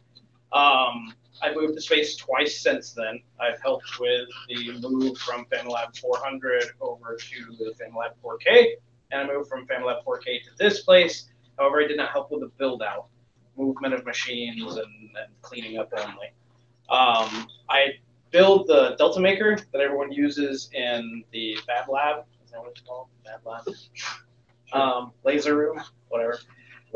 So I already have the experience with customer support. I already manage the inventory at Delta Maker. I build those machines every day. I have experience in managing large communities as well. I built a 400,000 member strong 3D printing community on the now defunct Google+. So I think about 3 days, there will be no evidence that that even existed in the first place. I'm part of the RepRap community at large. In the next couple of days, I'll be going to the Midwest RepRap Festival up north, and I regularly converse with CBCNC, Lulzbot, E3D, and so forth. So I'm already part of a large community. I have a major enthusiasm for helping at the lab. I used to be the 3D printing point of contact, and I would drop everything that I did in order to make sure that anyone who had questions, anyone who needed one-on-one hand training, got it. So what I believe we're all makers. I believe we all share a common love for the lab. So it doesn't matter who you vote for. Everyone who wants a position on this board, they deserve it regardless. The people who are running for board have everybody's thoughts in mind. The people that are up here, they're going to do the best for all of you no matter what. So you don't even have to vote for me. Vote for whoever is the best for these situations. I believe sharing knowledge is a path to participation. I believe as we get more participation in the lab, we get the lab to become a far better place. As we get more interaction amongst people, we have things cleaned up, we have everyone respecting one another and making sure that things don't stagnate out everywhere else. So I think I got about 5 seconds left. I think the lab needs a GitHub proper. We have a lot of code and a lot of things that people put out there. We need to be able to have a way to share that with everybody as well. All right, thank you, Tony. Yeah, that was a couple times a question, 5 minutes for questions. Sure. Any questions? Any questions? Yes. How do you think holding an online community compares to helping run a business? Running a business has a lot of herding cats, and when you're dealing with large communities, there is a bit of disagreement. And in a business where multiple people have to decide where that business is going, you have to learn to agree to disagree and move on with the business. I have a question. I'm not sure if anyone can hear me. Discourage us from making money. So as Jamie so eloquently showed, we don't actually have a lot of extra funds for things. For the longest time, I hated the idea of the lab and money. I didn't like handling it. I didn't like dealing with it. And one of our more experienced members, Ian Cole, a lot of you guys know him, explained to me that having funds allows you to amplify your goals. It allows you to amplify everything that the lab is doing. If we have the money for machinery and the proper upkeep, then the people who utilize those machines are more likely to be utilizing those machines instead of skipping out on the lab going, oh, well, I'm going to have to repair that machine first. If we have projects that people can do that amplify the amount of money the lab can use, we can have working air conditioners, and we can have everything else that the lab needs in order to support its members in addition to just the lab itself. The question was, how would you go about increasing the income? As of right now, I don't have a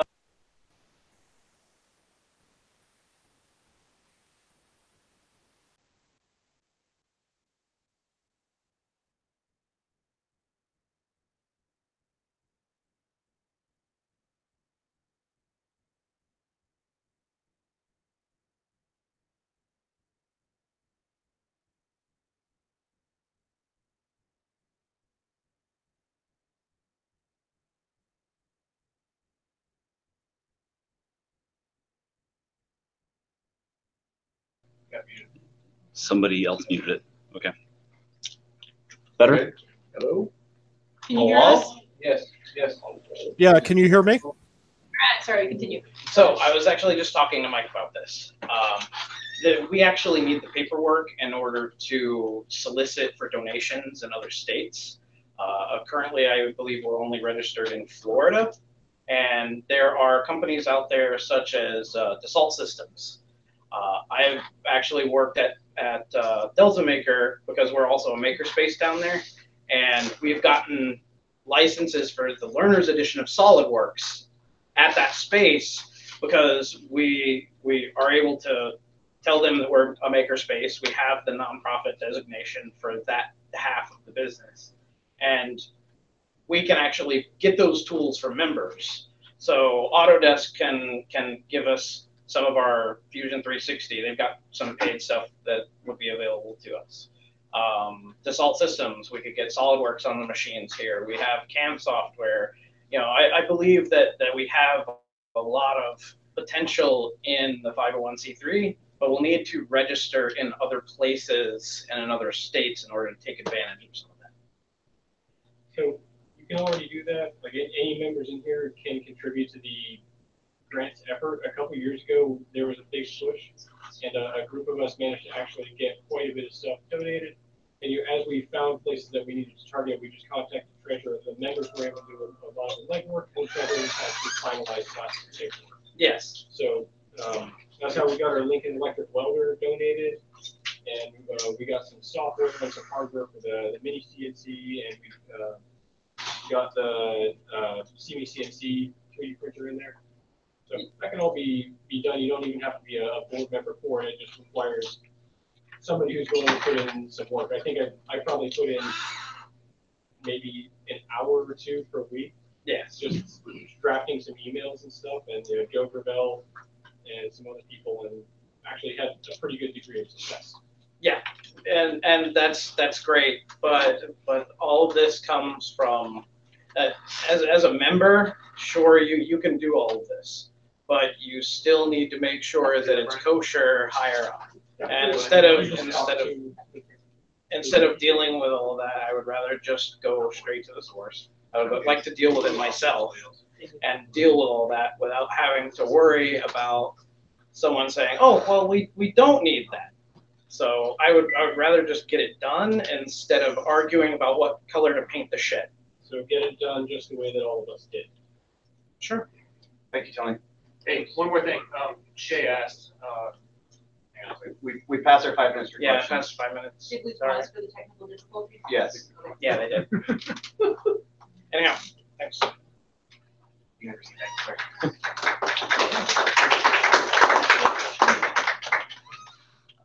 All right, I'm gonna switch slides here a second. Got juggling here. And next, Chris. Hey, I sent you a headshot. I didn't know you wanted it in this one. Oh, This is probably better. It's more representative, I believe. it is. So, hi everybody. I'm Chris. Most of you already know me. Hi, Chris. Hi, Matt. So I'm running for the board because I think that I've got a lot that I can offer in terms of helping with structure. As you all found out earlier, I've got a strong interest and background in biology. And a big part of that was working as a lab manager in Notre Dame, which means that I've got a lot of experience helping to keep a collective infrastructure running for a lot of people that really have an interest in their own project in a way that helps everybody accomplish the goals without really stepping on each other's toes as much as possible. So I really wasn't considering board for a while, but I've got some good ideas because the lab's in a really interesting place. I mean, it started out with a really small group where like normal levels of social policing could happen.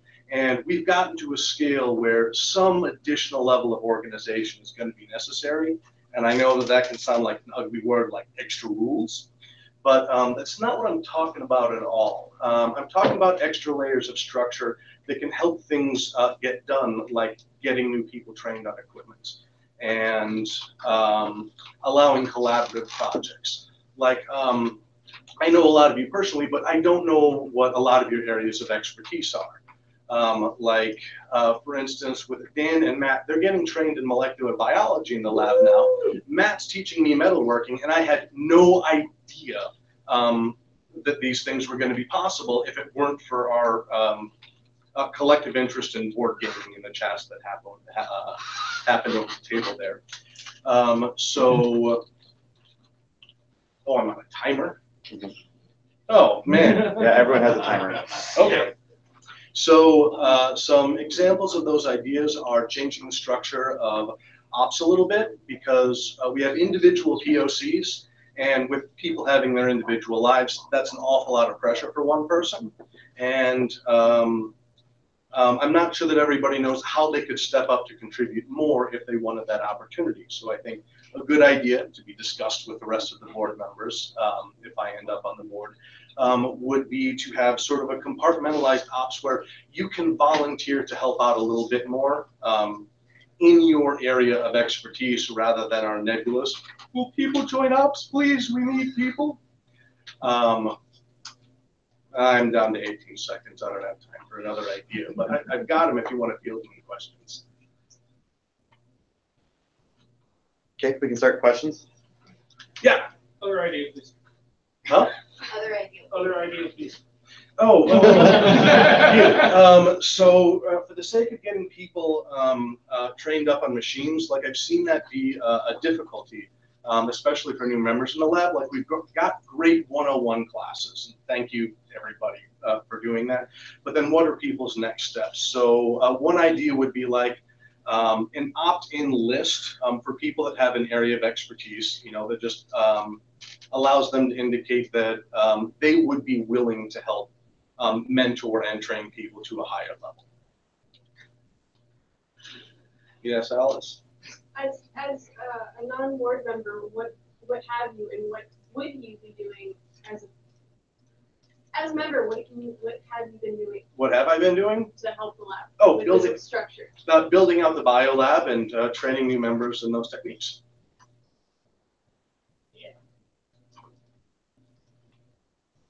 Do you have more ideas?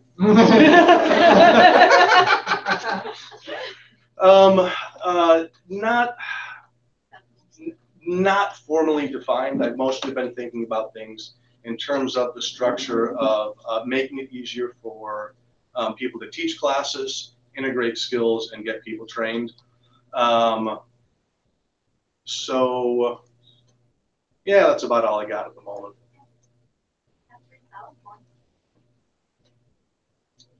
What? I heard salad points. It make More questions?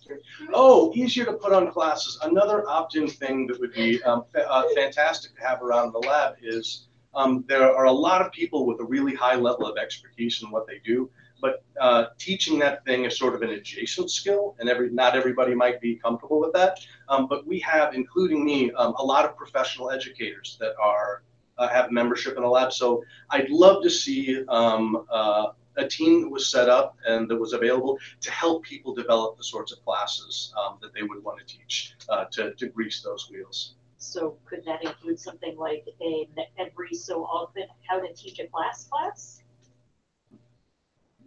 Yes, that's a fantastic idea. That's called instructional design. Any other questions? Going. What's your favorite board game? That is not a fair question. What is your favorite board game today? War of the Ring. Okay. But only because I have finally found a worthy opponent. All right. Thank you.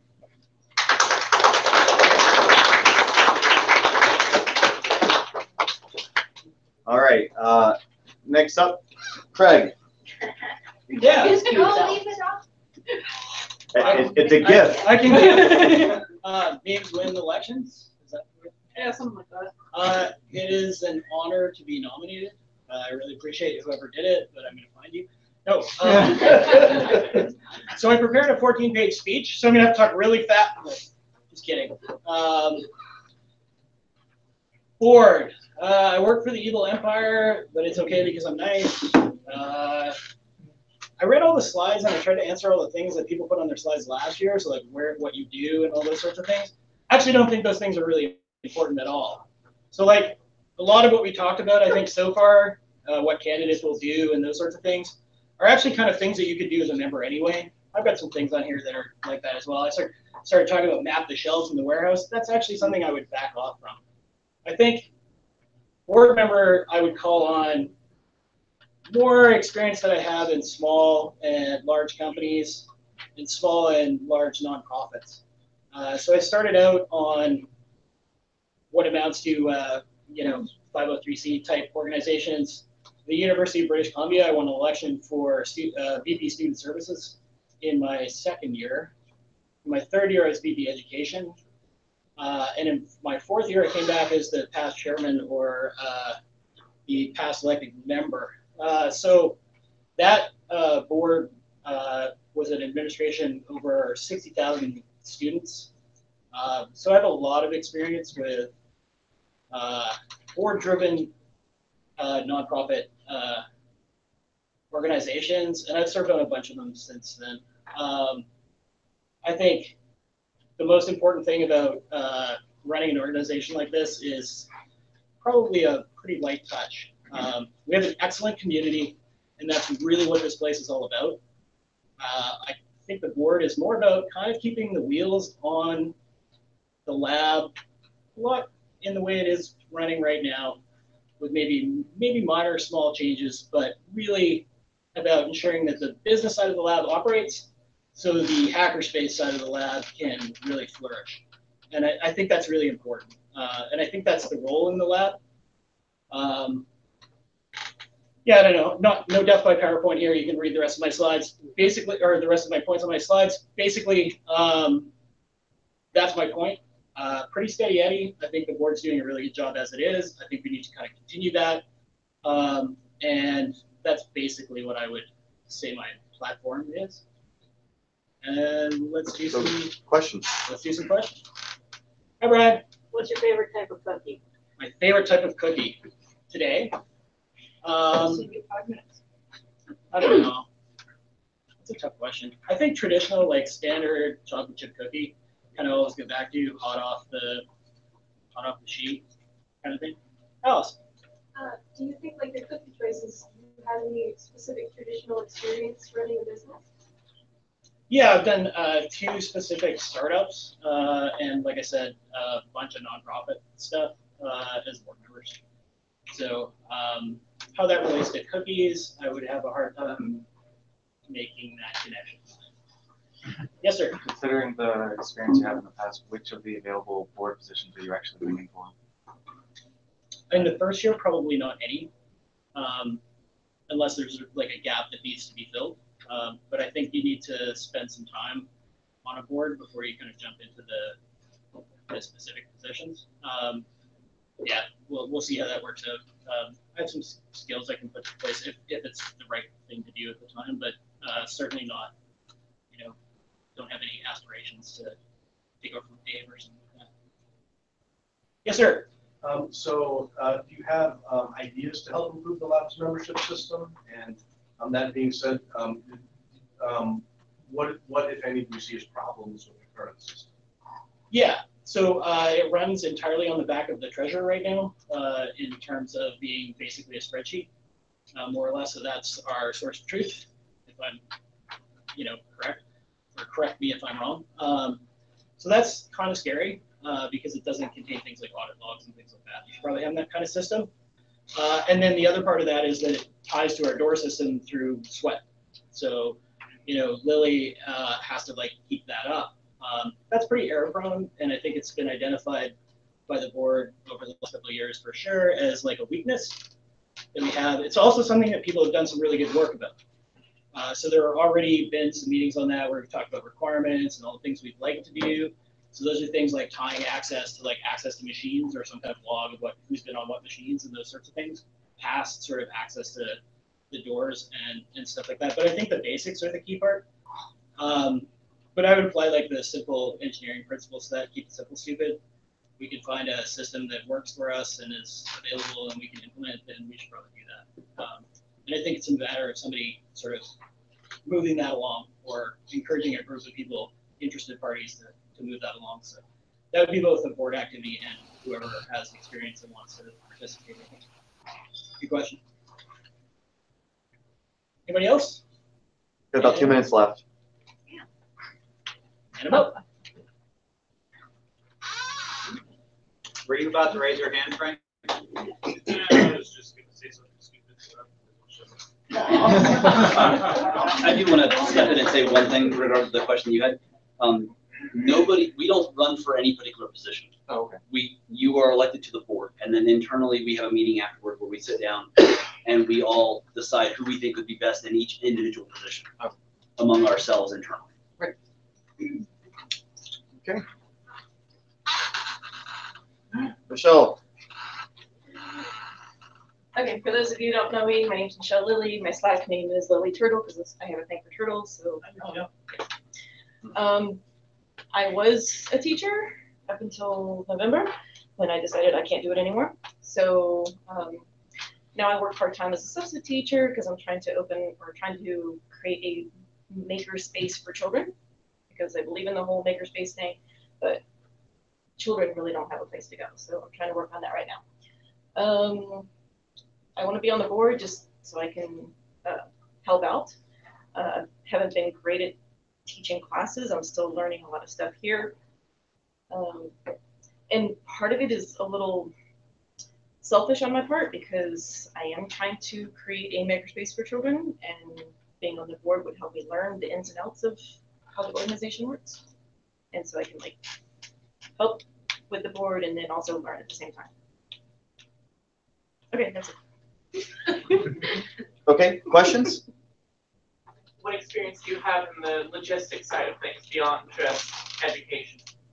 I've been in education since I was 20-something. I'm not going to even go into that detail, but I don't have much experience in logistics and stuff like that. I volunteer with various groups where I kind of help out as a not unofficial board member, but no, nothing really. do you have any specific things that you can lend yourself to being a board member? That's basically, I just want to help out where we need it, and because I'm really flexible and I'm really good at listening, and so that's about it. No. Right. Since the membership at large is not too good at that whole outreach thing, would you use your position on the board to make that a bigger focus? Well, I kind of do that now because you don't really need to be a board member to kind of talk about FamiLAB. So everywhere I go, if I start talking about making stuff, or I'm like, oh yeah, there's this great place. And so, but yeah, as a board member, I will continue to do that. For the kids makerspace that you're working towards, do you envision that being a nonprofit and having a similar structure to this? Because or I've heard is all this too far out? That's way too far out, and then of all the horror stories that I hear about trying to do a nonprofit, I don't know if I even want to go there at this point. My concern is that I think we have a rule about being on boards across makerspaces. And so if this was something that was on the really close horizon that you're Scott doing, that might present a conflict. But it sounds like you'd possibly structure it differently. So. Yeah. I get the feeling that you're a little nervous and that you might be selling yourself just a tiny bit short. The other half of your slide there, yes. Your bucket list goals and stuff. Can you talk a little bit more about those? So being an educator, I'm better at being a student because I want to learn everything and I constantly want to learn stuff. So yeah, I said my bucket goal is to learn every machine or tool in this lab, but just enough to be dangerous, which I'm doing pretty good at so far. So I used a CNC machine a couple of weeks ago, so I have all my fingers and stuff. So. And then yeah, I want to be proficient with a lot of machines here. So I've dabbled a little bit with welding, the plasma cutting, and the wood CNC machine, and the soldering, and the laser cutter. So I'm bouncing around a bit. Okay. Did you reset that? Yeah, you get 3 minutes for intro and 5 minutes for questions. And your intro is a minute long. Yeah, you shared your questions through in your intro. Thank you. But if you're done, one more question. I understand you have a lot of experience volunteering in community organizations. Could you talk about that a little bit? My other volunteer experience? Lots of them. Yeah. So I do Gliding Stars, which Craig does too. So it's an organization where we help children and adults with learning disabilities or physical disabilities learn how to ice skate. So up until January, I was on the ice along with Craig until I had a massive wipeout, and so so I'm actually standing up straight for once, so that's good. And then I volunteer for Turtle Watch, where at Canaveral National Seashore, we help go out locate sea turtles that are laying their eggs, and so we can bring people out so they can actually see a sea turtle laying eggs, because otherwise it's technically illegal. You can't do that, and you definitely can't touch any of the turtles. What else? I do stuff for my church. I think there might be some more stuff, but kind of I'm not very good at saying no sometimes. Good. Yeah. Yes. I just want to say I'm totally behind you using this as a semi-selfish learning opportunity, but still doing good things, because that is the way that I have historically FamiLAB. I want to use a tool. The tool is broken. I'm going to fix the tool so that I can use it, and other people happen to maybe derive a benefit from it. It's worked pretty well. Yeah, I mean, it is kind of a selfish thing, so I can learn how things work. Totally legit. They have some reason to do it. A large portion of the obligations of the board members are really mundane activities: emails, paperwork, taxes, responding to general inquiries. Can you talk a little bit about experience that you may have in those really not so fun arenas that aren't sparkly? I was a teacher, so and it was in the education system for about 21 years, and most of that being the public school system, which has pretty much killed me. Yeah, so I had access to lots of information, and I was really good about keeping that secret, so I can do that. Emails, yeah, I would have to deal with like hundreds of emails on a weekly basis, sometimes in a day. But yeah, just organization, you have to be somewhat organized to be able to get through, your lesson plans of making stuff, teaching stuff, and then all the other what about, I mean, we deal with children, but conflict management as a whole, I think is a skill that a lot of us don't necessarily have. And I'm just wondering kind of how you're teaching with like Right, teaching to conflict management among children. Mostly If Willow needs it my was, stuff. do I have to done come up anyone since I met her? And I haven't hurt anyone since I've met her. You're still fine. Okay, so when I had, my students were conflicting constantly and into physical fighting, again, why I left. A lot of times it would be, you two need to work it out, or do I need to come over there? Because if I come over there, you're not going to be happy with the end result. That was, yeah. 40 seconds left. Or you can call it. Okay, we're good. Cool. Thank you very much.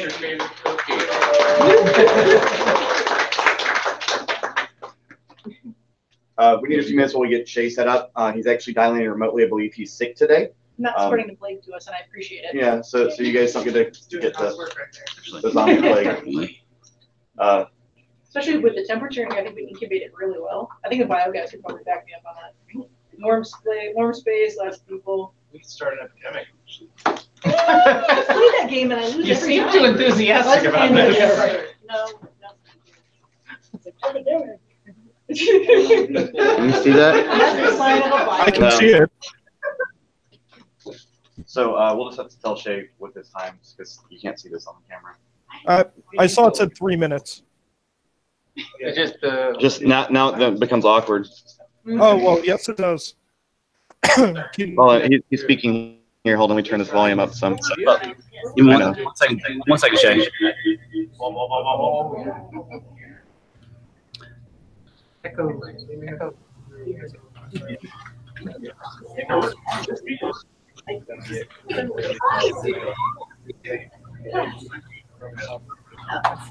Yeah, if anyone's in the room and all, make sure you use your earpiece. Testing.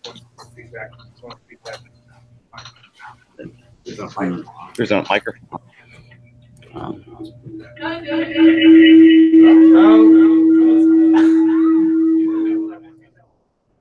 This one? Yeah. It was muted up there. Okay. Check. Someone still has a microphone on in the room. Yeah, there's two. This one's muted and that one's muted. Testing.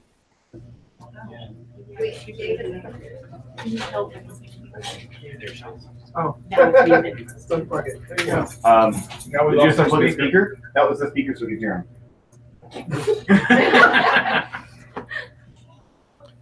I'm helping. Yeah, now let's maybe not reinitialize. So give us a second. We're trying to figure this out. I can hum hold music for you. I can do visual hold music. You do all of your elevator music. I like that. Did you plug that in? Back in, Mike? Yes.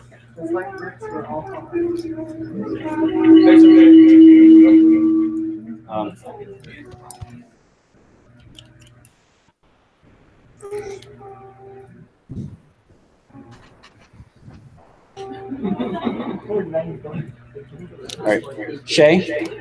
Yes. Can anyone hear me? All right, now I can't hear anyone at the lab. Can you hear me now? I can hear you now. Ah, yay, we figured it out. We're all smart people. All right, let me get the... And I'm assuming you all can hear me. Yes. Yes. Definitely not. All right, Death Star 3 minutes. Oh, God. Okay, here we go.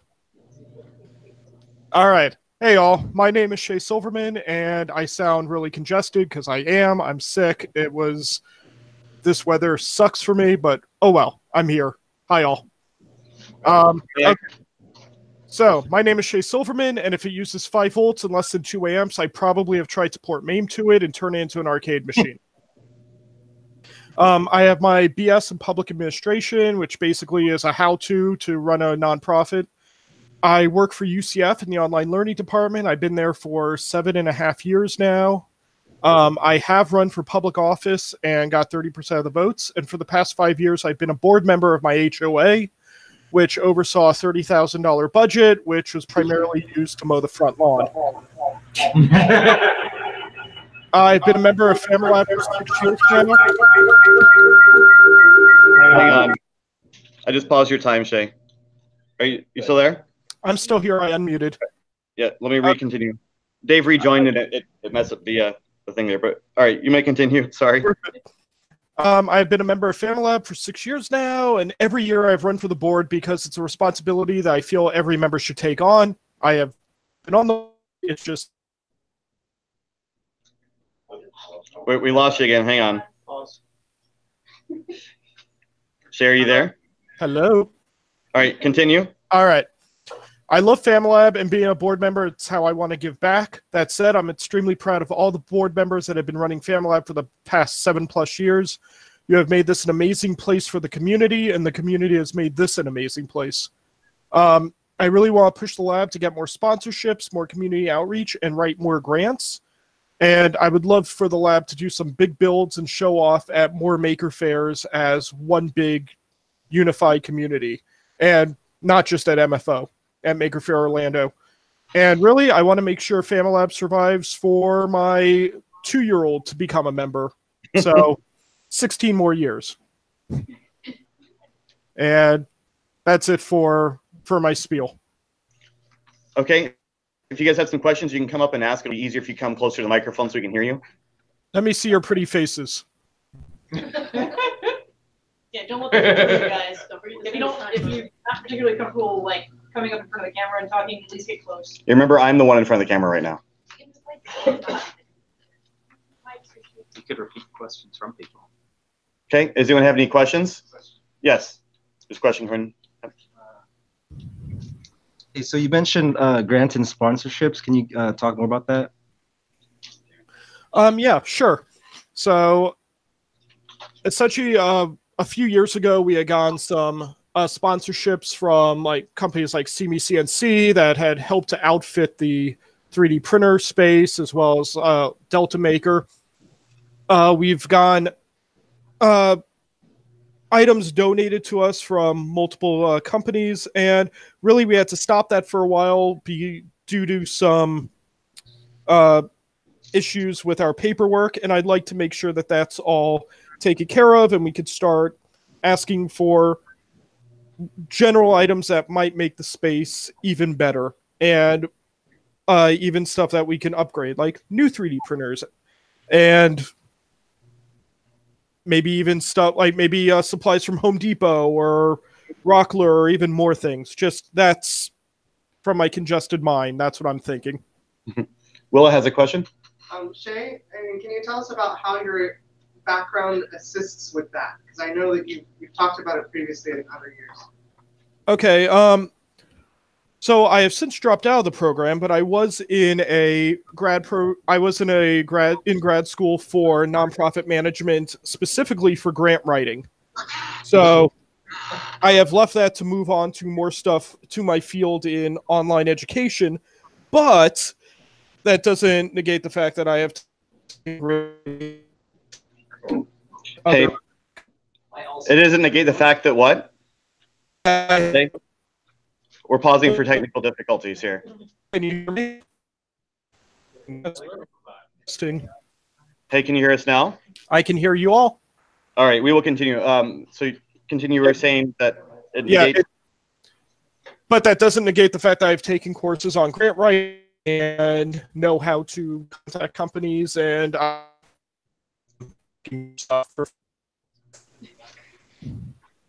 have no problem begging. Okay. I think in this particular case, if we keep having problems, I can read it in types. Yeah. If we'll keep going, but go ahead and any other questions for Shay? Dave. How many Kickstarters have you successfully completed, and how would that map to your ability to deal with the administrivia that is part of being a board member? Thank you. I love you for asking that question. I have done 3 Kickstarters in the past, all arcade related, and all of them were at least about $10,000 worth of products that I've sourced, built, and shipped out. And it has definitely helped me do some supply chain management, contact people for deals, and make sure that things are running smoothly and that I've basically keep my promises.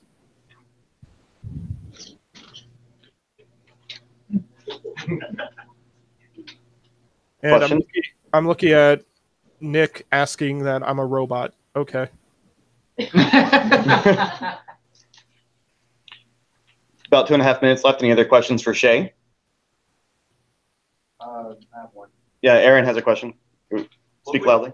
What would you What would you do as a board member that you possibly couldn't have done as a regular member? Did you hear the question? I did, and it's a good question. And really, the answer is nothing. I could do everything that I want to now as a lab ops member or just a volunteer. But again, this is one of those things I think every member should have the opportunity to be on the board. And even if I don't become elected to the board, and that's fine, I would still want to help write grants. I would still want to help volunteer like I do now. I still want to help with the community and make sure that, FamiLAB still continues to be amazing. Cool. 1.5 minutes left. Any last questions for Shay? Do you have any closing comments, I guess, since you still got 1.5 minutes, Shay? No, I'm good. Okay. All right, thank you then. All right. Thank you all. Thank you all for dealing with the crazy audio here. Okay, so you have to choose your next board members, but choose wisely. So we do a different, don't read this, this is a lot of words, but this is the exact wording from the bylaws. Basically, we do a ranked voting system. That's different than a standard voting system. Instead of just putting 3 check marks next to the board members you want or the people you want to be on the board, you rank them using the numbers. In this case, this says 0 through 4, but we're actually doing 1 through 5, if I remember correctly. The paper says 0 through 4. Okay, 0 through 4. We keep changing it back every time. So we're using 0 through 4. It's a 0-based index this time. As it should be. As it was last time. 0-based indexes are better. We all know this. So anyway, so essentially you rank each board member. You can only use each number once, and you rank them. So let's say that you choose Dave first and Matt second. Then Dave will get a 5, and Matt would get a 4. Or 3. Or 3. Yeah, exactly. See, I keep thinking 5. I'm screwing this all up. If you guys would like us to verify that your ballots meet the requirements and you haven't used numbers twice or that they're an okay thing, you're welcome to have us look at them to make sure, yes, this is a valid number. You're welcome to have us look at it and we'll check it over for you. You're also welcome to just drop them in the box as is. So just let us know when you turn them in. Any questions? Will there be an error message on the paper if we put it wrong? It's a great question. You should try it and find out. Your vote will compile. It'll be an off by 1 error. So yes, 0 through 4. Are smaller numbers more important or bigger numbers? The bigger numbers are more important. So essentially, these are all tallied at the end, and the 3 candidates with the highest numbers will be on the next board. Okay, so this is the number. Is it acceptable to include more than 1 0? Yes. Yeah. You can just use 1 number if you want. But yes, you can include more than 1 0. You can just say. But you can't put all 4s. No. You must add up to the Well, numbers 0 through 4. If you just put all zeros, you just don't elect anyone. No number should be repeated unless you use a write-in. In that case, you can use 2 zeros. That's correct. As says on the paper. Yes. Where are we heading? Do we have pictures of everybody's names? I need a box. Hold on. Yeah. Could you go back on the slide? Just Oh yeah. The next one is the candidates. Yeah, there we go. I put that one in twice. That's excellent. Come cast a vote. Hey, look, I have a box. Look, What's in the box? Nothing right now, but there are about to be ballots in the box.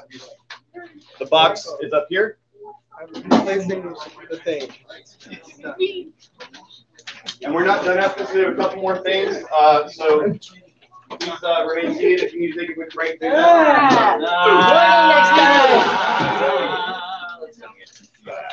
Great.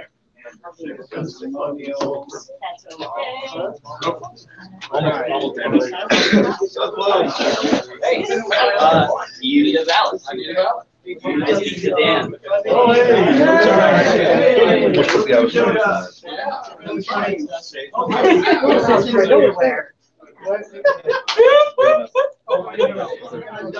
I didn't know.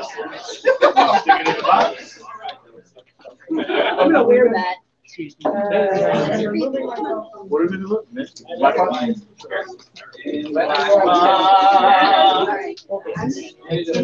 Square hole. Sometimes it's hard to get. You should get your ballot. Are you voting?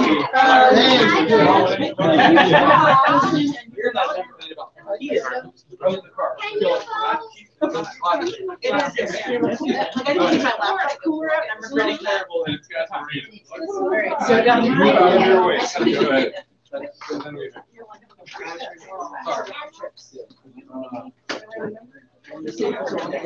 I need a random member.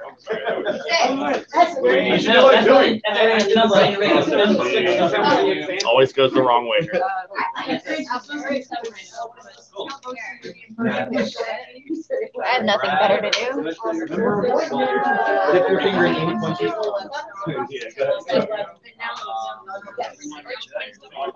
Oh, depends. Two questions, sorry. Everyone's going to agree with that. Join the Zipper Club. No, I actually just joined the holes in my armor club.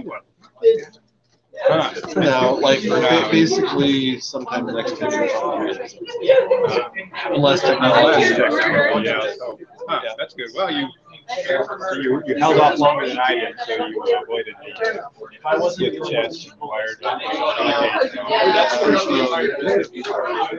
Mike, did you vote for Lindsay? Yes. Yeah, she said my.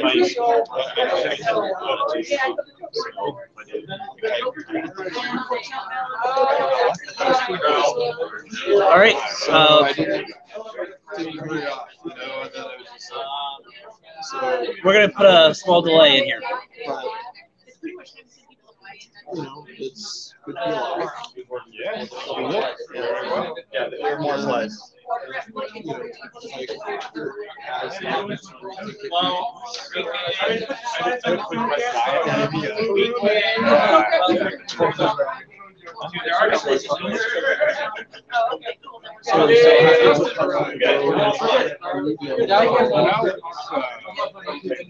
I want to thank everybody who's joined us.